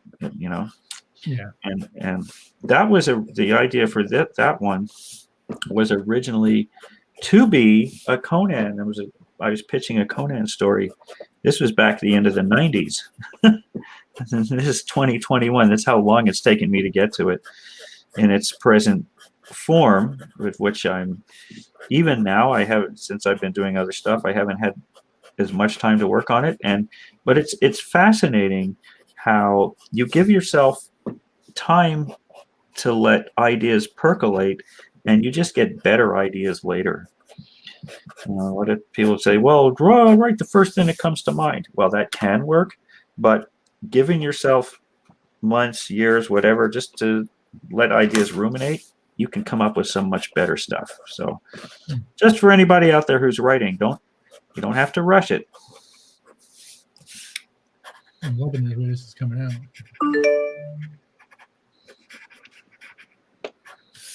Somebody asked, what characters did you enjoy doing on Suicide Squad? Are there any you wish you could have done? Oh, well, naturally, I was, of course, drawing the title before Harley Quinn showed up, or else if that had been the case, then then I probably would have been readers would have known I was doing it in the first place. No, I enjoyed, a character like Boomerang was such a nut, he's a goofy character. That was all right. I of course, really enjoyed drawing, adding Poison Ivy to the mix, and Bronze Tiger, Vixen, those characters that had a bit more resonance to me. Some of them, like Rick Flag, seems kind of, they wanted to give him this kind of tragic story, or John Ostrander and Kim Yale, but and I have to say, they certainly gave them all personalities, and of course, Deadshot was always was fun to do. I still get requests to draw him, so. And I wasn't alone working on that title. I started inking John Snyder III, John K. Snyder III there. They brought him in because it was a crossover for the Apocalypse bunch and the Kirby characters, right? And so he has kind of at the time, was able to do a Kirby take on it. So I went with that. And it's interesting, if anybody hasn't followed his work lately, he's really developed into something exceptional. He's really, really, it's interesting to see how some artists evolve, right? And Bob Hall is another case of somebody who pretty much was doing John Buscema type drawings for a long time, and now he's evolved, I should say, into really his own artists, and that's great to see. Some artists, they get to one look and they pretty much I've got it figured out, and they never really change. So, but those are a couple I've met in the past few years that have really done something new, Mm-hmm. So yeah, and Luke McDonnell was the other artist I was working a lot when I wasn't just inking my own pencils, which worked out. I enjoyed doing that, of course. But Luke's another artist I felt really in sync with, because both of us have a very similar approach. Let me put it that way: a similar approach to drawing, figure drawing, and all that. So, and again, working with him, his pencils were a bit looser, which never fazed me one bit. I'm at home drawing whatever. If something is super tight, I can deal with that. Kind of, it saves the trouble of having to make anything up. But at the same time, doing something loose was, it's freeing. It's fun, and you can have some fun, and you can enjoy that side to it without having to worry about. Somebody's been super careful and super tight. Well, you don't want to mess with them because they've already spent so long on these pages drawing them. You don't want to turn around and make a dog's dinner of it, right? You want to really try and live up to that and bring them out even more. Something's really loose, then you feel, I've got I can play around with this a little bit. I guess Gene Colan would be the ultimate example of that, right? But Remember, it was Ralph Macchio once, way back when, said, you know, who would I like to ink? And I said, oh, Gene would be fun. He goes, you don't want to ink Gene Colan. Nobody can ink him. Nobody knows what he's doing. I said, yeah, but Tom Palmer does. And I always figured I can understand what he was doing, you know, with his how he handled light and shadow and all that kind of stuff. Yeah. Would have been great fun to try out. Yeah, I actually have a Gene Colan page right here. I've got Oh, a you nice, do? yeah, I've got a page from Night Stalker or Night Force that I picked up. It's a really nice. Oh, yeah. And who inked that one? Working. I'm not sure who the inker was. I need to go back and look. Actually, I could probably find that out real quick. But Yeah. I just saw it, and it was a very beautiful piece. It just had a lot. I mean, there wasn't any characters in it per se that were, you know, everything's from basically Night Stalker, Night Force. So it's just one of those things where it's like Jack Gold is the only character on here that's, and I'm sure if nobody's ever read this, they wouldn't know who it is. But it was a very unique story that about basically a mystical guy who gathers a team together, and he's kind of trapped in a mansion and he can't leave. So he puts these people together to sort of save the world, like these people who have powers and stuff. It's kind of cool. Mm-hmm. But let me see if I can figure out, because I'm pretty sure I knew at one point when I bought the page. Let me see if I can. Well, that's the thing. A lot of these things a lot of art is, a lot of pages are really terrific stuff, but if they don't have the, you know, the marquee character, nobody really wants them. Like, yeah, but the drawing's really great, you know, and it's not like you put any less effort into it when you have doing that, you know, you can get into it. So, let's see here. Just this. Now I've done this. I got to figure out what's next. I wanted to. Let's see. Yeah.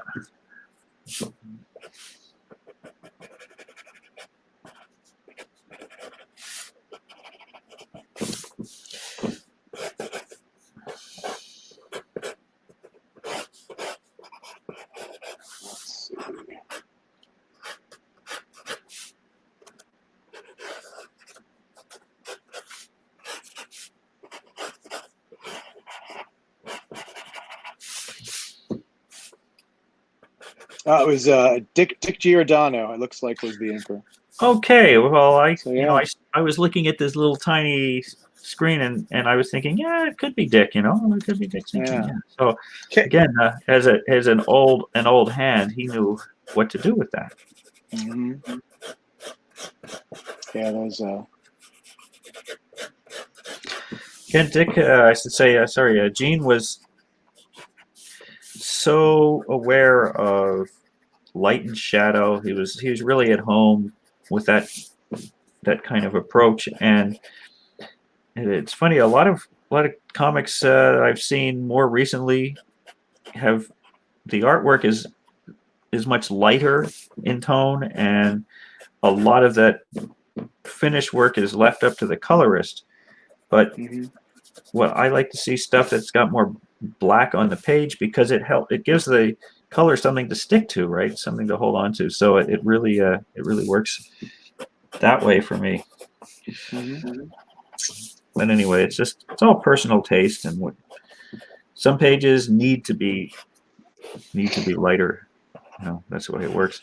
It's like you know, Mobius, for example. You didn't see really heavy stuff from him, just a lot of line work, a lot of careful drawing, and it worked beautifully for what his style, if you want to call it style. Oh, by the way, here's one for you. Has anybody tried to understand or to describe what a drawing style is? I mean, just in the general terms of how do you determine what your style is? Does that kind of topic come up? Oh, I don't know. I was always described to me like a style is basically like how artists draw differently is basically their, and I kind of like this. Not a lot of artists don't agree with it, but I think it's very unique. It's basically the mistakes. The mistakes make up the style, because if everybody drew, you know, picture perfect, photorealistic, then there really wouldn't be any, you know, any major style per se. But it's the little quirks. It's the differences in how somebody sees things that makes up the style. Now, I don't know if that's necessarily true or not, but I kind of like the way that sounds. It's funny because Neil Adams said that to me once. He says, "It's all your mistakes." What I've kind of arrived at, and with teaching and everything, one thing I have to tell my students right away is, you're not here to learn how to draw like me. And I also said, you draw the way you're going to draw, and also say, don't worry. And I go, well, what's my style going to be? I said, your style evolves by itself. You don't even have to think about it, because what your style is just an expression of your personal aesthetic of what kind of shapes and forms you like to see. Do you like really sharp, angular stuff? Excuse me. Do you like round, bulbous kind of forms? Do you like very light, airy stuff? Do you like really heavy-handed things? That's how you're going to draw. Do you like really super clean? Do you like messy and charcoal, scratchy stuff? Your style just becomes the expression of what you like looking at. So I try to put it that way to them, and so they don't. And I say, yeah, try all kinds of different ways of drawing things. Absolutely, you want to have a good, diverse feel, but don't worry about your style.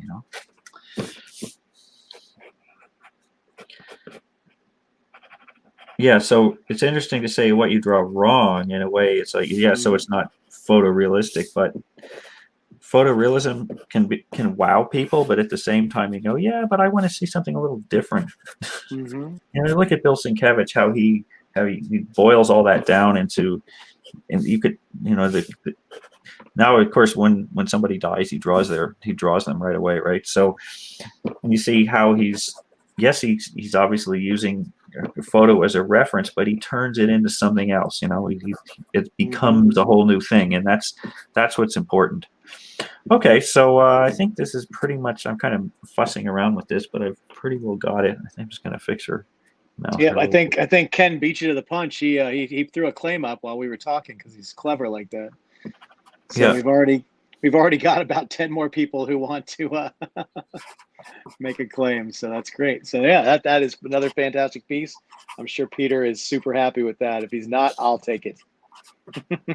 So this is, just so you know, Peter, it's the first time. I'm going to just do this over her brow. This is the first time I've drawn Electra as Daredevil. That's for sure. I've drawn Electra many times, but now she's Daredevil. That's kind of fun. Okay, yeah. So there we go. And yeah, there's so many people with claims. I really hate to let anybody get away with not having one. So. Well, anyway, let's see what time we got here. 9:53. It's about. So it's up to you. We can do this one and then see how you feel afterwards before we decide to do another one if you want. Yeah, well, I'll do another one for sure, and then following that, gee, if people want a drawing like this, I'm certainly happy to do them anyway. So I guess, well, let's discuss that in a few minutes. We'll see how. Absolutely. Let's do one more, and then we'll see how it goes. Sure. Okay, so this is Peter, right? Mm-hmm. I'm not Peter, whoever, I don't know, but with Peter on the back, you have listed who gets what anyway, so you know. Oh yeah, we got it all down. Excellent. So I still have paper. I still have some sheets left. All right, let's see. All right, Ken, you making a wheel? You ready? And see how much comes off my hands, right? Peter says, know it's the real thing. Oh yeah, he says, "Thank you, Geof. Awesome talent. Really appreciate the opportunity. First time commission, won't be the last." That's it's a fantastic piece, Geof. Yeah, Peter, yeah. Okay. All right, Ken, you ready for a wheel? Oh, I cannot hear you, Ken. I don't know what's going on, but I got no volume for you, buddy. Oh, he's muted. Oh. Yeah. First of all, Geof, I have something in the private chat for you, Geof Isherwood. Okay. And the other Geof, I'm going to read me off the names. I have Dustin and Kevin so far. Okay. Here we go. So, if you don't have the Facebook user that says "I'm in claim," I don't know who that is. Neither do I. It says "I'm in claim." Facebook user, we do not know who you are, so please go out and come back in after you give StreamYard permission to see your name, or you can just type your name before your comment, and then we'll know who you are. And then I've got Bethany. See how Bethany did it? We can't read her name, but she put her name after claim. Very good. Jason Harris. Okay. I've got Daniel. I've got Ryan. Right. I've got Andy. Right. I've got Jason Victrola. Right. I've got Chris Fields. Right. Lee. Yeah. Oop, I've got, oh, hold on, my thing just jumped. I've got Mike. Right. Robert. Jesus. Yeah. I don't know who Geeks and Drinks is, but they made a claim. Geeks and Drinks. This is the most we've had so far. And let's see, So, hold on. Ken, I answered you. Okay. Hold on, I've still got a couple more names here. I've got Brett. Okay. And then we found out that the Facebook user was Ari. Okay. And then I've got, let's see what else. And I think that's it. If I'm trying, my thing keeps jumping, so I want to make sure I don't miss anybody. But I think that's everybody. I don't know how many names you can fit on your wheel. Yeah, I have a Caesar also. Caesar, I can already see your name, Caesar, so you don't have to type your name after your Wow, claim, so look at all so those. It's a big lineup. Okay. But that's it. All right. It's like the lottery draft for the NHL. Who's going to get first pick in the draft? It looks like Brett. It is, Brett. You are the winner. Oh, Brett is exploding right now.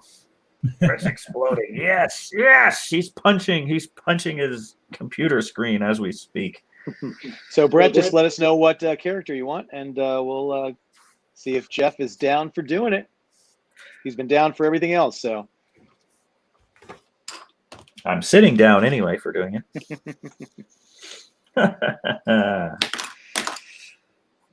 Okay. Yeah, so I'll do this one, and then I think from that, then of course, the Doctor Strange is still available. Yeah, we'll flip that do up again for anybody. That's what we'll do. Absolutely. So So after this one, this is here. This would be more of an auction thing. I think we can go with that. And in fact, auction, I can also ink it if somebody's interested. Would like to, if things get out of hand, I'm happy to ink this picture for you as well. So, and then yes, we can discuss anything further. But that would work out fine. Just anybody who tuned in late. This is the Doctor Strange. We'll come back to it. We'll come back. Sure. So, Brett, we're just waiting to hear what you want, buddy. So as soon as you figure out your character, let us know so we can get him started on that. And Ken, you can then we'll do the Doctor Strange, and then you can put up the price details at some point if you want to for Geoff's for commission list if you want to. He's working on it right now as we speak. So we just need you, Brett. We're just waiting on you, buddy. We can't do a live sketch without a character, so you got to tell us who you want. Well, I'm doing the Invisible Girl right now, and it's finished. Mm-hmm. Exactly. It's already done. It's fantastic. Wow, look at that. Oh, boy. That was too easy. Yeah. A polar bear in a blizzard. All right. Now draw Ant-Man. Yeah, exactly. Little dot. When did Brett send in his name? He wants Spinner from Freedom Force. Are you familiar with that? Spinner from Freedom Force. That's an old. Let me check this one. Is that a public domain thing? I don't know. I've never heard of that before in my life. Let's see. Spinner from Freedom Force. Let me type that into my. Like you say, freedom. Why didn't I spell force correctly? And let's see what we got here. Okay, all right. Oh, this is another Marvel character. So she has a. Well, in other words, she's got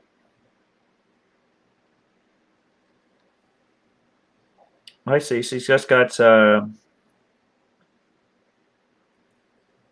me find a half decent view.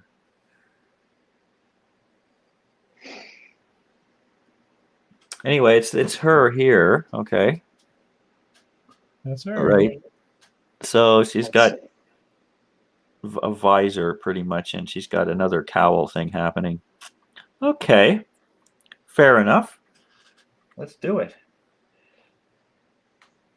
She's got invulnerability, speed. I have to do it like Stan Lee. Spinner, she's got invulnerability, speed, super strength, and flight.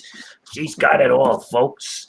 And she's coming your way right now. That's Wow. Thanks, awesome. Stan. Thanks for the intro, Stan. Wow. That's right.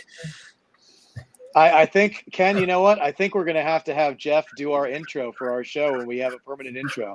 I think we're going to have him do that. Stan Lee. Channel that Stan Lee. That was perfect. Excelsior, our merry 4Cites. Never forget, true believer. Hey, are you a real frantic one? Who else did the good Stan? Was it Jim Shooter? That's the good Stan Lee impression? I don't know if he did a good one. He definitely did one. I thought it was pretty good. We'll have to go back. Yeah, if you want to see that, you have to go back and watch our. The mob guys. Oh yeah. If you send in today, you can be joined and be a new member of the MMMS. And who remembers what that stands for? The Mighty Marvel Marching Society. Or was it the Merry Marvel? Mary Marvel. There you go. I messed it That's up. right. See? There's nothing like alliteration to make you remember things. That's how the hell I remembered all those stupid characters. Has Geof ever said no to a character? Yes, Spinner from. I should just draw a bunch of lines like this, you know. Bzzz. You know, she's spinning. She's spinning all right. I get to draw some more wild hair. I'm not always the best at drawing hair, you know. I kind of get it. You gotta. It's so funny, you know. You get so careful with the face, and then all of a sudden you gotta go. I got wild with the hair.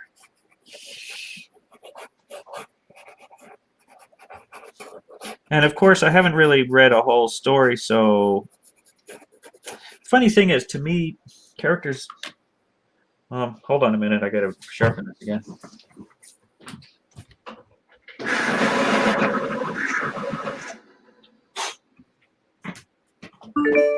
I always see characters as individuals, you know. Naturally, we're supposed to, but you know how a lot of artists, and this is true of painters and everything. They draw, they paint the same woman's face all the time, just change the hair style, this kind of thing. To me, I always, it really helped me if I'm doing a group shot of Suicide Squad or X-Men or something. I always see the characters as individuals, and so I try to really make sure I draw them each one a little differently from the other because I see them as real people as opposed to just a cartoon head. So that makes a difference. In this one, I'm not really that familiar with her, so I just kind of have to wing it this time. So unfortunately, but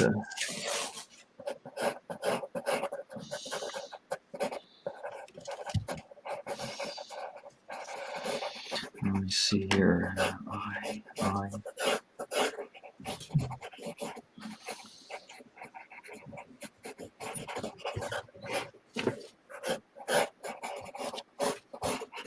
me see. Let me just check the shape of those goggles again. I see she's got it kind of straight across the top, and then down on. Okay, I got it. When I first saw the picture of her, I was thinking a little bit of this Cyclops thing.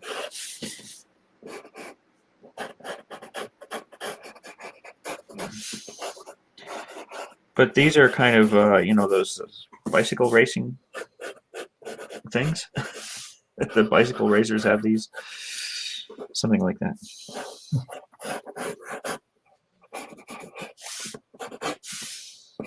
It goes fast for somebody who's never drawn before. No, well, like as you say, unfortunately, I don't know, you probably hear this from many artists, but once I started drawing comics, I no longer had time to read them.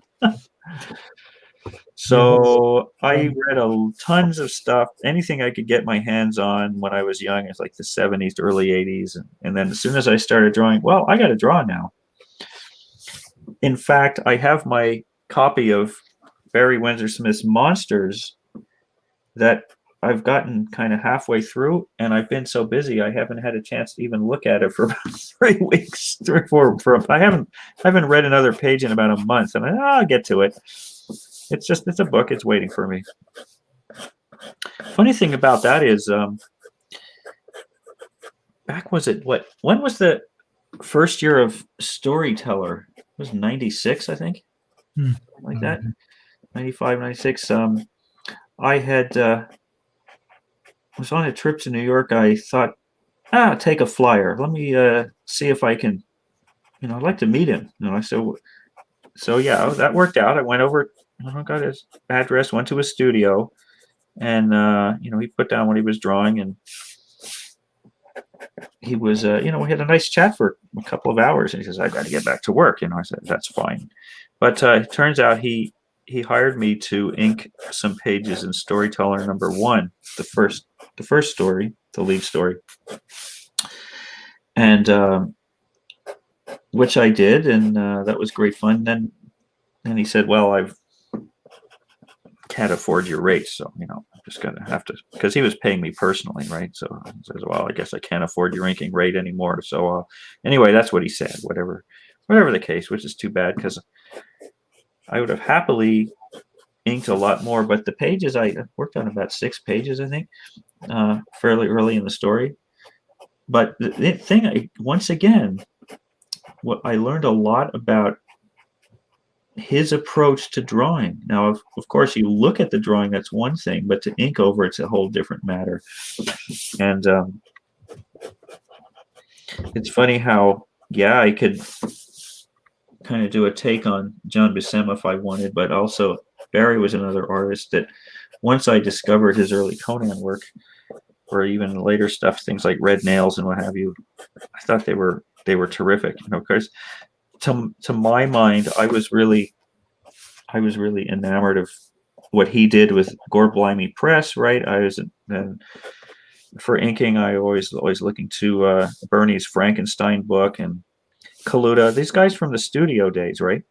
Jeff Jones, those ones. So those are the artists who I was really looking at the most, those type of artists, and who I was looking to perhaps emulate later on and have time and try to really put that kind of effort into stories to really make them come out and be special. So here and there, I guess I managed it at times. And other times it's just like, get the damn thing drawn. But I think that's another reason why I was able to keep working regularly, is because I could meet deadlines. And every time I'd be assigned a book, Jeff, we'd like you to draw Namor. By the way, it's 3 weeks in the dumper. Can you catch up?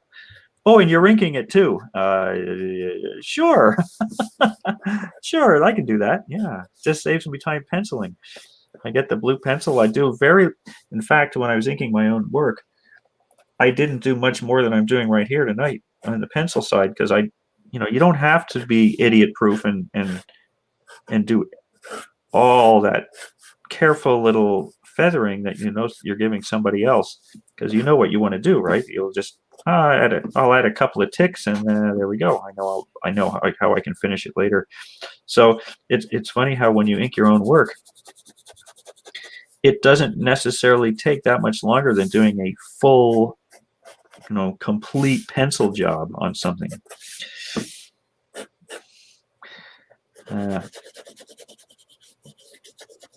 Because you know what you want. And sometimes you just will also want to leave some of that. So you want to leave some stuff just for the inking itself, just so it keeps it with a little bit more of a spontaneous feel. So there's that element too.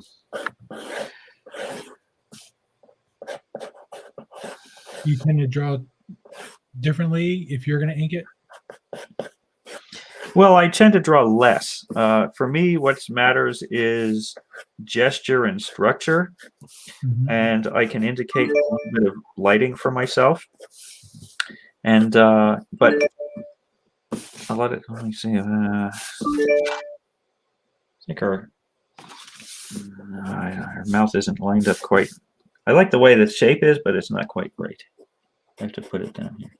In fact, you know what I'm going to do? I'm going to make her smiling a bit more. I've been drawing that same mouth all night. I'm going to draw a new one. There, no mouth. Ha ha. Okay. You know, she's kind of happier sort, maybe. I don't know.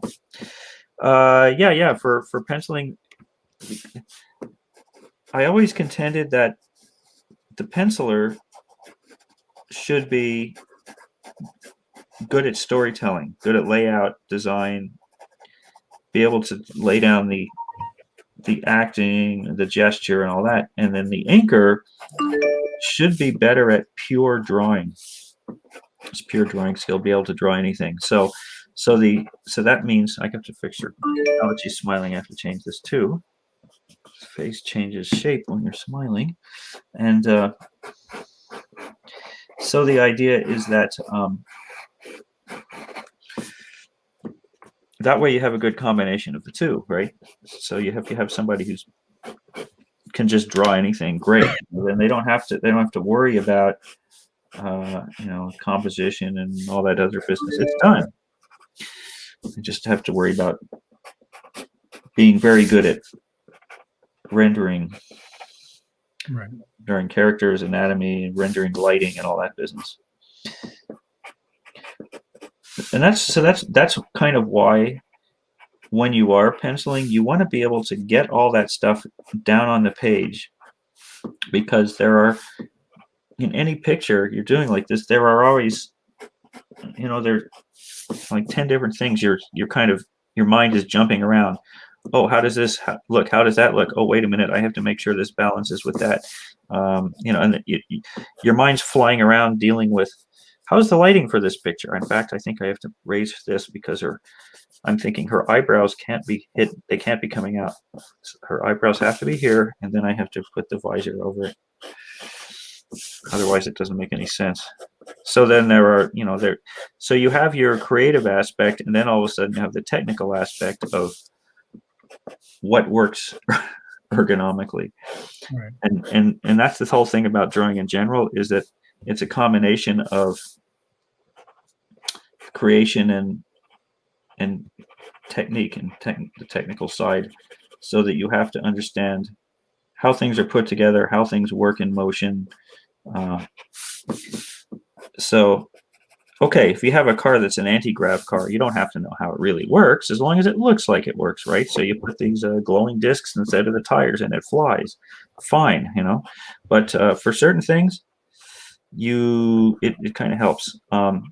For anybody that is drawing a story with guns, you got to know how you hold a gun, how it looks.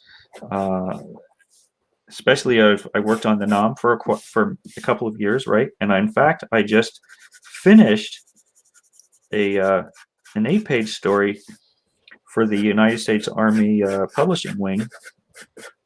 It's called Medal of Honor. It's a series they're doing, and I was asked to draw the story of Colonel, now he's Colonel, or retired Colonel anyway, Roger Donlin, who was the first serviceman awarded the Medal of Honor in Vietnam. And obviously Joseph Craig there, who's running that series, knew of my work on that title, so that's why he asked. I guess I don't know if he contacted Golden or something first, but anyway, he asked me to illustrate this story, and I was saying, man, I really don't have time. But then when I read what happened, I said, this fellow was running he was special forces, right, a Green Beret, and he was there with as you know, in the early days of Vietnam, there were more advisors, right? They hadn't sent the whole armies in and everything. So he was there with 12 others to train South Vietnamese people as in defense against the North Vietnamese, and also education, right? They had a school operating there and everything. So he had about 300 South Vietnamese, and they also had Chinese, essentially mercenaries called Nungs, who were with them. So he had 300 of these people, and he was the CO. And this is a night in 1964 at 2:30 in the morning. He's going to the mess hall after checking the perimeter. They had 2 rings of barbed wire, right? He heard the sound, mortar fire comes in, and boom. So then that just set the whole thing off. Their camp was attacked by 900 Viet Cong, and there were 300. And then the worst part is, of the 300 people, South Vietnamese, 100 of those were North Vietnamese sleepers. So he says, not only, because he's talked about this many times, there's a little video and stuff. So he says, not only was, hold on a minute. My problem is I've got the nose isn't lined up nicely at the right angle. He says, we have not only 900 people attacking us from outside, but I've got 100 of my 200 people inside shooting at each other. This is insane. So anyway, he went through, he was wounded. He was, explosions around him. He was dragging wounded from one area to another, the whole thing. So eventually they managed to hold off full-scale invasion for about 5 hours or something.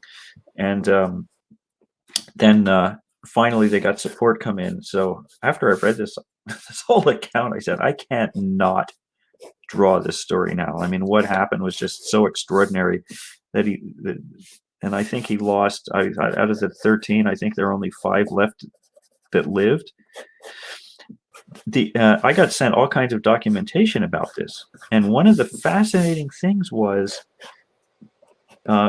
old carbon copies of the recommendation for him to get the medal. And there's 70 pages of documents. It's all, it's like you maybe watch the X-Files or something, and you'd see all these old documents or something from, UFOs from Roswell or something. It was this kind of feel. It's all this old documentation, and they had witness statements from the other Green Berets who survived. I mean, there were only 4 others that did, right? Things like this. It was tremendous. It was just, historically speaking, also just fascinating. And this fellow is still alive, right? He's 87. And so this October, he's going to Washington, and they're going to have another, some kind of ceremonial, thing that he's going to attend. And so that's going to be fun. So he's also been involved with the stories. I've drawn it. And it's written by Chuck Dixon, who I worked with on some Cull stuff. And of course, he's a former writer I don't know if he still is, but a writer from Marvel days. So it was nice getting a script from a real professional. I'll put it that way. I've seen scripts from indie typewriters for over the years, and there's always something going on that they kind of missed, but he didn't. When I saw that he had written, I said, okay, I'm in good hands here. I know he knows what he's doing, and it was again, just trying to distill this entire evening down in like 6 or 7 pages was remarkable. But you start out with a little biography. Where did he grow up and all this? So he grew up in Saugerties, New York, and they say, well, draw it. There's a panel, draw his house in the winter. I'm going, well, can I get a picture of the house so at least it looks? Oh, we never thought about that. So they wrote to him, and he sent along a photo of the house where he grew up, and said, great, now at least it's crazy tough trying to draw something that's historically factual and yet you weren't there, and you have photo reference, but the thing can't possibly be what it really was. It just can't be. So, but anyway, you do the best you can, and apparently he's happy enough with it. So anyway, so here's our spinner, and that'll be it. That is awesome stuff. So quick. Yeah, see, that's why I keep talking, because then I don't have to think about what I'm doing, and I can just draw faster. Going and going and going. Yeah, that's good. And like I said, I'm talking about the Vietnam War, and I'm drawing this zippy chick here. Anyway, okay. So now that was for. What was that for again? I think we're gonna do that. Was for Brett. Brett, yes, that's right. Brett, yes, Brett. Brett on the back. Okay, Brett, there you go. So I think we're gonna do a claim for the Doctor Strange now, right? Yeah. Well, if I don't know if it's a claim or you want to go auction on this. We can go auction. I'd say we go auction on that, and then, like I said, I offer also, once somebody has it, I offer to ink the picture as well. You know? Sure. Right, I think it makes it a deal. Let's do. What do you think? 2 minutes? Start 2 minutes, and we'll start the bidding at the $75. And and then we'll see where it goes. So anybody who would like this awesome Doctor Strange, we'll start the bidding at the $75 we've been selling everything else for, and anybody who wants it, and he's gonna ink it, and he's gonna ink it for you. So there you go. Yep. All right, let's start the clock. And thank you everybody for sticking around for the evening. It's been quite fun doing this. Excellent. All right, Dustin, you have the first 75. So Kevin, you got to bid more than 75. Dustin beat you to the punch. So we're at $75. 75. Do I hear 80? Do I hear 80? Do I hear 80? And once again, he's gonna he'll ink this up for you if you want, which I'm sure you will. So we got Kevin also said 75, so it's two at the same. But, Yep. Well, we'll take the first one. We'll take Dustin's, and then if Kevin wants it, he's gonna have to bid a little bit higher. And Kevin's gonna do it. Yeah, there we he go. is. Yep, now he's up to 80. That's how you do it. Yeah. So now we got 80. 45 seconds in. So we still have a minute and 15, guys, and that's it. We'll do the countdown for you. So hopefully you've got your,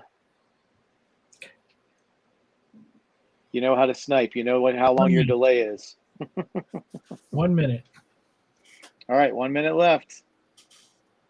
And then after this, guys, we will announce the sketch op with Geof, and we'll give you a price list on that stuff. And I guarantee you're not going to find a better deal than what he's doing right now for this headshot. So 80.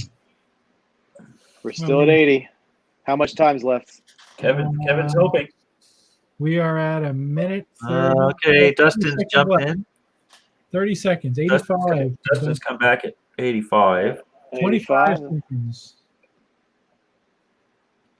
20. Dun, dun, dun, dun, dun, dun. 95. Oh, we got $95. All right. 500. Nope, we got 100. You might just have to extend this a bit. Let's see where it goes. Really, why not? Let's see what happens. 110. 110. All right, we're going to push it back 20 seconds. We got one. All right, we're going to push it back 20 more seconds. 102. 102. Oh, That's backwards. That's right. backwards. 111. We're at I think you meant 111. 120. All right, what we're going to do is if we don't get a bid within 20 seconds, then we'll stop. All right, so 115. We're at 115. 115. Oh, thank you very much, Brett. And 5 seconds. 116. Dustin, 160. Hey, come on, let's go $5 increments, please. 10 seconds. 120. 120. 10 seconds. Another 10 seconds. 5 seconds. There, 120. At least it's a round number. There we go. 3, 2, 1, and done. $120 sold. Okay, American. Jason gets it. Jason Victrola. Nice job, Jason. Jason Victor, I guess you wind him up and he goes. Mm-hmm. My father got one of those. There was an estate sale when I was young down in Maryland near where we lived. I remember going to this huge, big old like plantation house, and somebody had a Victrola, so he bought it, and he bought all these records. He took it home. It was great, you know. You could that big old spike needle and everything. It was great. Yeah, great fun. Excellent. Okay, so yes, and therefore, Jason, question is, my real name is last name is similar. Okay, real last Similar, name. okay. So, Jason, would you like it inked? That's the question, because I am Yep. offering that. So, as is or inked? That's the question. I like it. I like it in the pencil form. I think it looks fantastic. But you know, if you're like an ink piece, I mean, it's up to you. But I like the shading. I like the way it is. I think it looks wonderful. He said It is good. Yes. He says inked. All right. Yeah. What he's smart, because what that means is it gives me a chance to try and make it better. Oh yeah. It's something I went to like, I don't like that, and try and fix it. Oh, ink is sure. good. Ink is excellent. All right. So, Well, thank you very much, Jeff, for coming on. Hang out when we end the broadcast so we can debrief a little bit. I want to thank everybody for tuning in tonight. We'll be back next week with JJ and the big Doug Mankey art drop. That's right, everybody. And we will be posting Jeff's commission list sometime very shortly, today or tomorrow. So keep an eye out for that, and that'll have the prices and everything on it. Thank you guys for coming out. And I guess they will do it that quickly. So there you go. So there's the price list. So oh yeah, good. You have a whole bunch of images there already, which you're able to lift. So, yep. And you saw some other new ones already this week from recent ones I've done. So, this will go live at 10 a.m. tomorrow. Yeah, 10 a.m. tomorrow. There you go. All right. So thank you guys very much, and thank you, Jeff, for joining us. And we had a great time. And please, everybody, if you haven't gotten vaccinated, get vaccinated, because I want to see you all in person at shows coming up. And everybody have a great night. And thank you for joining us. And thank you for joining us earlier for our sketch duel. And yeah, have a great night. Take care.